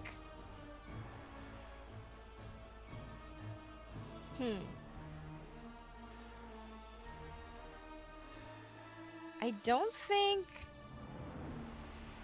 Okay. Ama is going to cast Conjure Woodland Beings on herself. Okay. Which, oh, I have this set up in a weird way, so I can't really read it. That spell is super different now. Okay. Maybe I don't have... I have the 2024 version up. Maybe you have a different... Nope, that's the version we should be using as 2024, so... Oh, okay. That is the version we agreed to before we started. It just used to be very different. It's no longer a summon spell. I'm a baby. I don't know the old ways. It's okay. I was mostly saying it for the sake of the other people who aren't insane and don't, like, pay attention to this stuff when it's not relevant. Oh, I was looking at the wrong... Okay, so this is a better way to read what that spell does. Okay, so you conjure nature spirits that flit around you in a 10-foot emanation for the duration. Whenever anyone enters that space or that space enters anyone else's space, I'm paraphrasing here for the sake of interest, you can force a creature in that space to make a wisdom saving throw. The creature takes 5d8 force damage on a failed save, or half as much damage on a successful one. So she's not going to force it on him now, but she is going to summon it on herself, and going to, and please correct me if I get the action economy befuddled. She's going to move towards him and very poetically put one of her boots, her booted feetsies, near, but not pushing onto his neck, but near his neck. And she's kind of positioned. She does actually have a quarterstaff. Last time I had made her hit a Redcap with a stick because I thought she didn't have one because I didn't understand my sheet. She does have a quarterstaff. So she's like, she's posted up, she's ready, she's combat ready to like communicate. To the best of her knowledge, and really she's worried that she doesn't have him pinned, but she's trying to communicate, I have you pinned, don't move. All right, go ahead and roll like a persuasion or an intimidation if you'd like. I think this is intimidation. All right, you can take advantage since you've cast a spell to kind of beef up your prowess here. Ooh, wonderful. Why do I have a plus 10? No, that's investigation. Okay, I have a plus 5 to intimidation. I was like, what did you build me? What is this monster? Okay, which was the D20? Where did my child go? Also, I really, really want to know what these woodland spirits that Ama has summoned, like what her woodland spirits look like. Oh, true. Oh, I didn't even really think of that. I might have to Google something real quick between turns and then describe it later. Ooh, that's a 5 plus 5, that's 10. Well, Ama's not really that intimidating. Yeah, unfortunately. Well, you had advantage. Did you roll twice? Oh, I did! Oh, true, Sorry, yeah, I forgot. Thank you. That's a 9 for 14. That's better. A 14 is better, however, unfortunately, will not do it at this juncture. The Hollow Sage kind of rolls over, and I will give him the ability to stand up at this point, and he, looking mighty fragile, holds his quarterstaff out in a defensive position. Ama, that was your turn, and we are at Momo. Can you repeat the last thing that you said? The sage is now he's unintimidated by you, and he has like rolled over to stand up, and he's holding his quarterstaff out in a defensive position. Ooh, okay, stand up. And Momo, you're up. Okay, so you just made my life a lot easier because now I don't have to feel bad about attacking a man that is down, and being pinned to the ground. I was going to make myself make a wisdom check about that because oof. Okay, so oh gosh, I had something so cool planned when he was flying in the air, but now we're just doing the same thing. How is the combat amongst the Redcap infighting looking? What is happening there? Not super bad. They have weapons. They are armed, but they're not using them. They're pulling, pushing, shoving, sometimes punching, yelling. They're loud. But overall, managed. Got it. Man, I wanted to do something like really cool and poetic, but honestly, with the situation being how it is, we're just gonna use another auto crit and use. So I do have advantage on this, but I'm using my auto crit. I do get Seek Attack, and Hex is still up because I haven't taken damage. So. Yeah, I can let you know now. Is it more than 20? Oh fuck yeah! Okay, how do you finish this out? I don't think Momo goes for lethal damage. Alex, I might be throwing you a curveball here. Let's see it. I think rather than going for flesh, going to attack this person.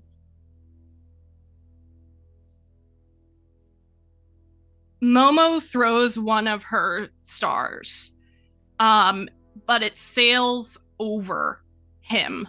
Again, it hits the ground, sticks in the wood, shatters as her form shatters and reforms where that knife had landed.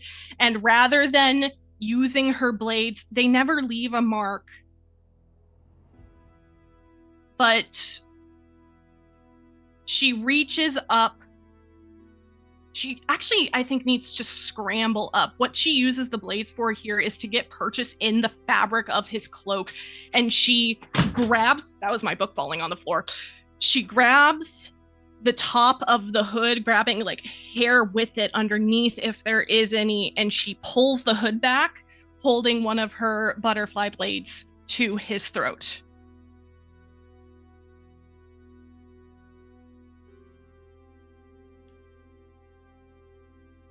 Underneath that hood, deep down in your soul, you know it's the only thing this monster ever could have been. A person. Just another one.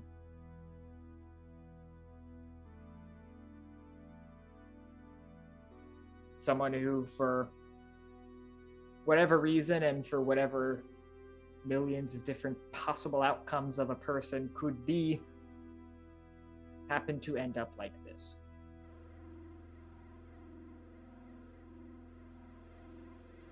Can we actually talk?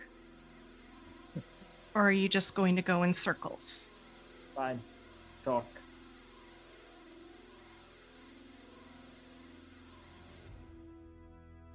What do you want? She drops off of his back.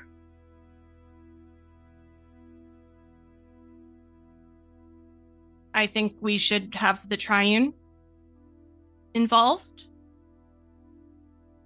Nobody's boot needs to be on anybody's neck here. That's what you say. Don't you understand that it's always like this? Don't you understand? There's nobody else we can be. Do you think we chose this? This is the only way people are.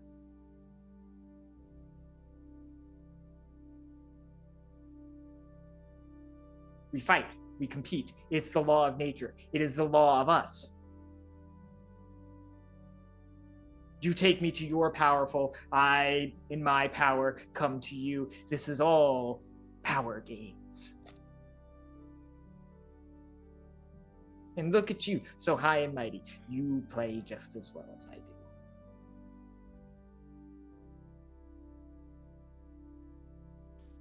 Someone would be doing this.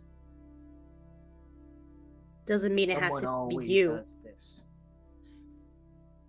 Doesn't mean it has to be me, doesn't mean it shouldn't. You chose to. If enough people stop thinking that somebody is going to do it no matter what, so why not let it be me? This would stop fucking happening. This doesn't need to happen. It doesn't need to happen, and yet it does. Time and time again. You swim upstream, you fight the eternal recurrence, and it all happens again. We do the same thing. It's all the same. We can try to stop it. You can make the choice to not do it. What reason do I have to make that choice? This is where I exist. This is where I find peace, where I find power. This is where I exist.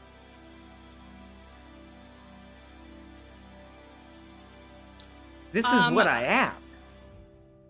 I look. What do I see from Melody, Amma, and Syris? Melody wants to strangle him. But there's also like a note of like, it's not pity. Pity's the wrong word, but it's the only one I can think of. Like,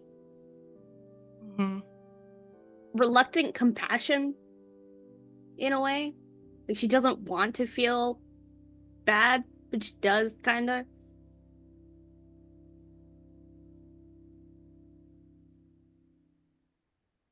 Amma looks tired, but resolved. And she remains in a combat stance, and in the brief moment after he speaks says, if you insist on existing as a problem that needs solving, your end will be somebody else's solution.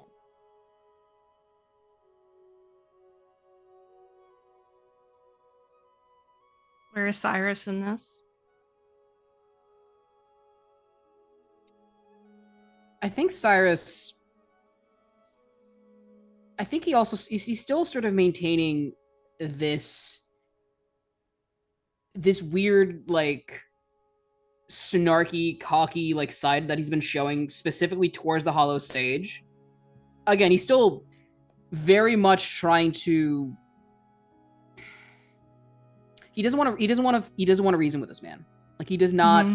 He doesn't feel sympathy for this man. He doesn't feel like empathy. He doesn't understand where or why this man feels really the way he does. All he does is just looks down, like down his nose at this man. And weirdly enough, he can't even bring himself to feel angry. All he does is just look at this man and just wonder how sad this state of affairs is, and just how this is just sad in like a pathetic way. And Alex, I do want to know if this crowd of Redcaps that are fighting with each other even fully notice as Momo, I still have a bonus action, takes, I think the little, she has so many feelings and she doesn't know how she feels about all of this right now, but what she does know is this man is not willing to listen and he is talking in circles. She doesn't want to repeat what happened 6-8 hours ago in the town, though. And so I think the way this attack manifests, as I do have a bonus action attack that I can do with those hex butterflies that were clinging to him,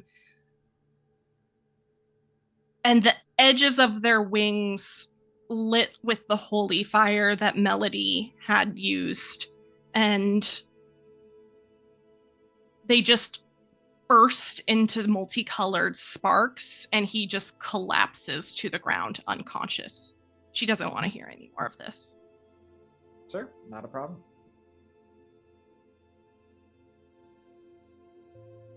And did the Redcaps see this? The Redcaps did indeed see this. Chanelle-Lize, can you please give me a number between 1 and 60? 4. 4. 4 of us. That's my lucky number when I have to pick between 1 and 10. The Weeping Priest. Meanings: betrayal, weakness, turnabout, disillusionment, and loss. The priest sits alone, filled with sadness or remorse. What has happened? What's causing his misery? Happiness, success, and good fortune are fragile things, easily taken away by the cruel hand of fate. It's particularly true when there's a probably unseen weakness in a plan. As the apprentice of the Secrets family, the Weeping Priest is its weak link. It is a hindrance at best, and a hidden stab in the back at worst.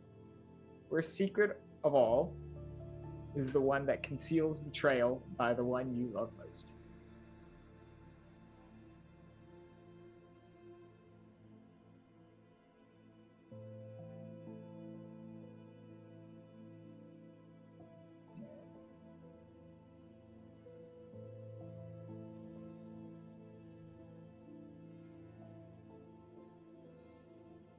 So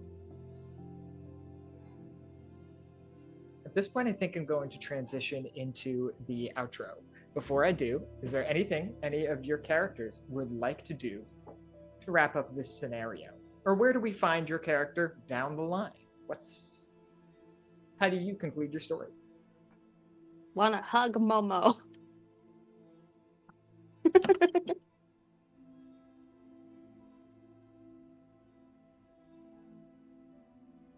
I think as things wind down from this confrontation, I think if there are any Redcaps that restore to their original selves as a consequence of this, she would want to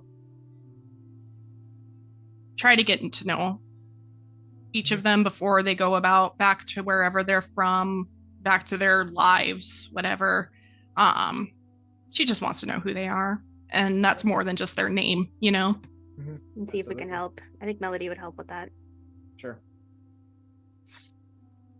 Community outreach. Syris, Amma, what are you up to? I think first and foremost, once this whole situation has been resolved for the most part, Syris will be collecting his payment from the Triune. First and foremost, he's been very adamant about that. He will have it up. He will have negotiated higher due to unforeseen circumstances and combat hazard pay. But after that, he'll go to his bar. Pay the worker who he left on his shift to cover it a very nice overtime payment, and he'll invite the other 3 down to Ninth Hell for a private drink.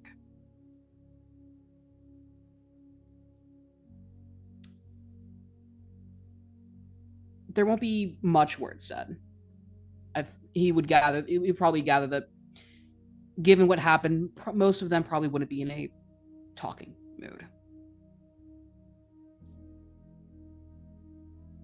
But he'd just sit there, pour them a glass of whatever, I'm talking like top shelf spirit he has, only busted out for the good shit. The good shit or incredibly special or sad occasions. And this one, kind of feel like a bit of both at the moment. He'll pour them each a glass, slide it to them that casual way bartenders do across the bar rack. Just offer a silent toast. before downing it.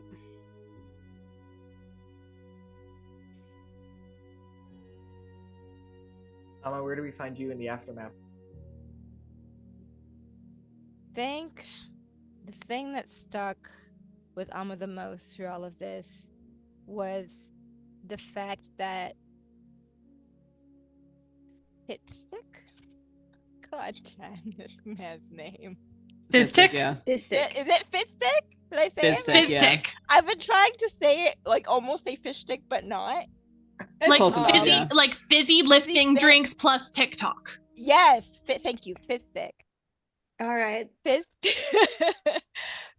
She thinks of Fizstick often as she puzzles over the experience that she had surrounding these events, and how he didn't remember the circumstances that led him to maybe not necessarily being convinced to become a Redcap, but put him in a situation where he could be persuaded or forced. It's not the word that I want, but there's a word, I think it can no, I won't find it in time. Coerced. Coerced, thank you so much. I kept trying to say cajoled, and I was like, what does that mean? Yeah, coerced into becoming a Redcap. She realizes that this issue started not as a force of combat strength, but as an ideological threat. And she thinks about how it was Momo's ability to literally, I don't know how well she knows, maybe she asked Momo later, but Momo's ability to literally get into his ear and whisper something kind while he was on his back foot, while he was once again in a fearful position after Syris's intimidating questioning. That combination of fear and then comfort and offer seems to be similar to the pattern that brought people to become Redcaps in the first place.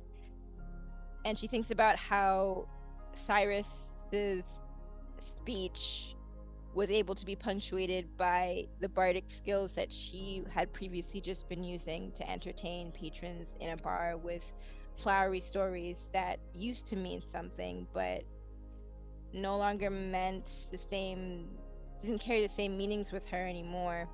She reevaluates all the stories that she's learned growing up and the new stories that she could tell based off of her experiences. And I think she becomes a traveling bard, and she tries her best to go town to town, find these weak points of strife and the downtrodden, people that are vulnerable to being ideologically poisoned, and instead instill them with something that fortifies them and keeps them on the path of cooperation and peace, true peace, instead of being taken in by somebody as awful as the man they had to face that day, who essentially was just another downtrodden individual like anybody else. Can I add a little more onto Melody before we I think there's part of her is remembering the conversation about like Momo is what really broke her out, speaking to Momo, getting outside perspectives and point of views. So I think she does do, with Momo's help, because she's not the most charismatic person, tries to meet more people, talk to more people, do more research, I guess, observation of other people, just to fully... She doesn't want to be in that mindset that she was when she was originally in the cold, basically. On top of that, I just almost threw my phone across the room. On top of that, I think there is a moment at some point where she has to confront her beliefs or her deity just outright trying to dominate her instead of literally just asking, like, you give me this power. Would you have told Momo that happened? Yes. Because I think she would be really conflicted about it, because this is the same deity that she had before. She continued to worship this deity outside of the cult-like thing that she was in. So I think that plus her ASMR, however you say it, heritage makes this a really complicated. She can't just break away. When you tell Momo that your god tried to like take away your will and make you do something, she encourages you to go out with her that evening, but she's not going to a place in town. She's not going to somewhere where there's other people. She takes you out. I don't remember what the topography of this region is, what kind of biome we're in, but she finds a cliff. Somehow, if we have to like pay somebody to teleport us to a mountain or something, we're just gonna scream off a cliff. So you're gonna confront your god by screaming off of a cliff. That's what we're going to do. Lovely. Cathartic. Delightful. Yeah, there may be a point, I don't know for sure yet, but she may essentially multi-class as she gets more powerful and move away from being a cleric. I don't know. And then after we scream off at your god, we go to the Nine Hells again. Yeah. Hopefully Alma's in town. You get sendings. Alma gets sendings from Melody because bonds forged in fire and all that. No pun intended? Or pun intended? I don't know.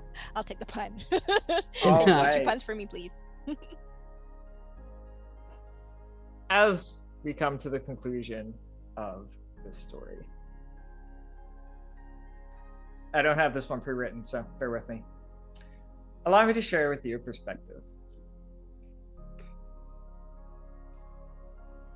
What happens in the aftermath at Meridian is confusing in a way. Many of the Redcaps do revert back to whatever it was they were before, but many don't. They still appear to you just as odd and incongruous as they ever have. Their unnatural stature and bleeding red hats, their penchant for philosophizing and speaking with boldness and authority on the unknown.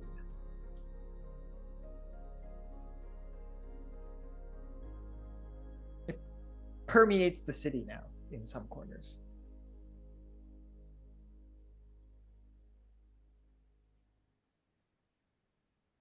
They look to you as an odd people,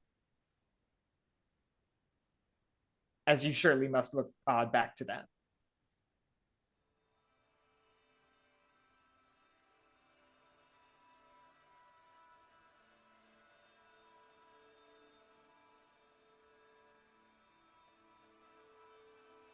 I don't know how the story ends.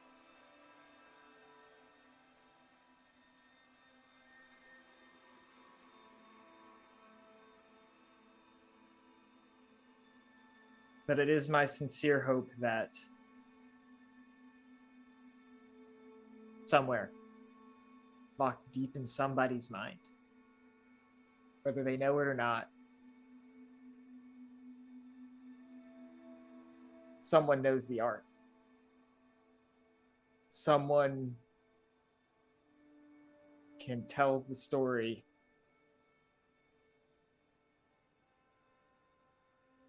that is bold enough and true enough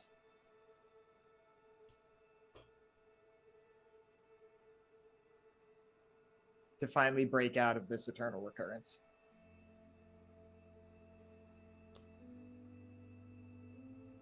And that is where we will end tonight's session. Chills, literal Screen chills. went black. Oh my gosh. Well, what a game. To my players, first and foremost, thank you very sincerely for joining me. This has been a hell of a game to plan and think about and write and put on. And I could not have asked for a better cast and a more thoughtful group of individuals to help bring the story to life. And I sincerely thank you for that. And to our audience, of course, we are thankful to you as well. As you might have seen in chat, the result of our giveaways is that I believe Mare has won a By Pride Dragon, and Swamp Furby has won a... Swamp Furby won the Pride Dragon. Mare won Swamp the... Furby... That's my friend, and I keep messaging them, trying to get them to respond to me. Mare has won Brutal Hearts, and Swamp Furby has won the Pride Dragon. I got there eventually. We got it. All right. Obviously, these giveaways are a result of the generosity that has come through on Tiltify. We are now currently at $2,070 as compared to $400 that we were at earlier today. We thank you for your attention and your donations. And we are honored that you have decided to spend your Thursday or Wednesday evening here with us. We're going to quickly run around the table, give our outros, where we might be found on the internet, and then we will all bid you goodnight, potentially with a raid, depending on what the channel decides to do. I'm getting a yes from Eva, so let's fucking go. I'm already speaking, so once again, for the final time, hello everybody, my name is Alex. I have been your enthusiastic GM for this evening. I cannot be found on social media, though I will continue to haunt this place whenever I'm available to do so. That is all I have got. Somebody else, please start talking. Hi. Oh, never mind. Oh, we're so bad at just somebody talk. No, we really are. It's either that or like silence for 15 seconds. Yeah, There's exactly. no in between. Yeah. All right, I'll go first then. Hi everyone. My name is Abhishek Matange. I'm using pronouns. I am a voice actor, TTRPG AP performer, as well as lover of all things tokusatsu. So Power Rangers to Kamen Rider, Super Sentai, Ultraman, the shebang. You can find me on Twitter at neon_Raiden and BlueSky at neonRaiden. I think stuff that I'm going to be in. This Sunday, the following Sunday, I will be in episodes 3 and 4 for the 4-part series of Cursed Captains of Cthulhu here on Sword and Key for Pride Month. You get to find me playing an edgelord who is also decked out in makeup like this. So if you like my eyeliner and want to see more of it, come on by. It's gonna be great, especially if you like Eldritch stuff and pirates too. So we watched him do that makeup before. It was intimidating. It was so good. It was done in the span of like 30 minutes. So he just sat there doing it. I was like, what the fuck? And with a handheld mirror too. That's true, yeah. Mm-hmm. But yeah, that's me. I'm not in anything else at the moment, but if you have any open applications that you'd love to send my way, please reach out. Don't hesitate to reach out to me either on Discord or on Twitter or on BlueSky as well. Yeah. I'll pass to someone else. Not me. I'm waiting to hear back about whether I could talk about something. Actually, Chanelle, you go because you were next to me, because you went right after me. Okay, I will go. Hi, my name is Chanelle-Lize. I have been playing, I'm gonna say her whole name because this is the last time we're gonna see her for a bit. I was playing Amaranthe-Bowker Griot, the College of Lore Bard. And you can find me pretty much anywhere at Chanelle-Lize. My Linktree has all my socials, and I try to keep it updated with where I and when I'm streaming. The next stream I'm going to be in is actually going to be tomorrow night at, let me double check, I think it is 6 p.m. Eastern time over at, as always, Imani. And I will be playing one of many streams. I believe we are doing a 24-hour streamathon over there for Juneteenth fundraising for Black actual play creators like me. We've got a really fantastic roster of players. Like, some people showed up in the Discord and I was like, what do you mean I'm in the same event as you? So definitely show up, support all the games. I'm going to pick Bree. Hi. Or bye, I guess. I'm Bree. I am on Twitch and BlueSky as Bree's on Fire. I am not currently on anything, although I'm really trying to talk myself into getting back into streaming. We'll see. I need to do things like Deltarune and Slay the Princess because Black Tabby Games is incredible. Anyway. Yeah, I don't know what else to say. I'm starting to crash. But it was an honor to play this game. It was so fun. I adore all of you, and I'm so happy that we got to do this. So thank you. I guess I have to go. We'll see if I'll say Kate messages me back. I think I'll preview that. I'm messaging Kate for some reason. I don't know who's Kate, which Kate. There's a lot of Kates in the world. We'll see if she messages me back before the time I finish my spiel here. Hi, I will continue to be Rosalie Mulligan. My social medias are all at Rosaters, ROSATYRS, like Rosie and Little Goat Folk, and you smoosh them together and you get Rosaters. I use she, her pronouns. I am a TTRPG actual play performer, primarily on Tabletop Tales Spinners Network. I am in Magnificence, a Dungeons & Dragons 5th edition dark fantasy podcast, which is up as a Rainbow Roll Fest selection. We are finalists for Outstanding GM and Outstanding Sound Design for an audio production. Also, I play Sage in that. She's a wizard and a huge bitch and a complete tsundere, so very different from Momo. It is a show that's very close to my heart, and we are getting so intense. We have recorded up to episode 54 now, and we've only released up to 25, I believe. So there's a lot in the pipeline for that. Next week, I will be on Game Master Monday's Twitch channel on Thursday the 26th, starting at 8 p.m. Central, playing Castaway Zero, raising funds to help people who have legal fees for immigration court in LA. I'm so sorry. I really need to start remembering the name of the charity. I've been in 3 different streams and I never remember the actual name of the charity, but you can check out my socials. I have the information on there. I have almost cried like 5 times during this stream tonight because of everybody's generosity. And also just this fucking incredible table and the story we've told. And I am gobsmacked. I keep saying that. I am absolutely gobsmacked. So watch my socials for a new thing that's going to be starting on July 10th on a certain Twitch channel run by somebody whose first name is Kate. I should have asked before the stream started, and I just remembered as we started doing outro, so that's on me. But super excited about the cast for that thing. Yeah. All right. Cool. And at this point, I think we can hit channel news and then roll on out. As mentioned, Mare, you have won Brutal Hearts, and Swamp Phobia, you have won the Pride Dragon. Quick rundown of upcoming shows on the channel. Tomorrow is part 3 of Under Blue Moon. Friday is a one-shot of Monster of the Week, subtitled Blood in the Dirt. That is at 11 a.m. Pacific, 6 p.m. Pacific on Friday, I believe. Kayla will be painting the Pride Dragon. Saturday, there is a special Horizons Call Acacia Development episode at 3 p.m. Pacific. Sunday at 3 Pacific is part 3 of Curse Captains of Cthulhu. Monday nights is Fragment of Loss at 3 p.m. Pacific.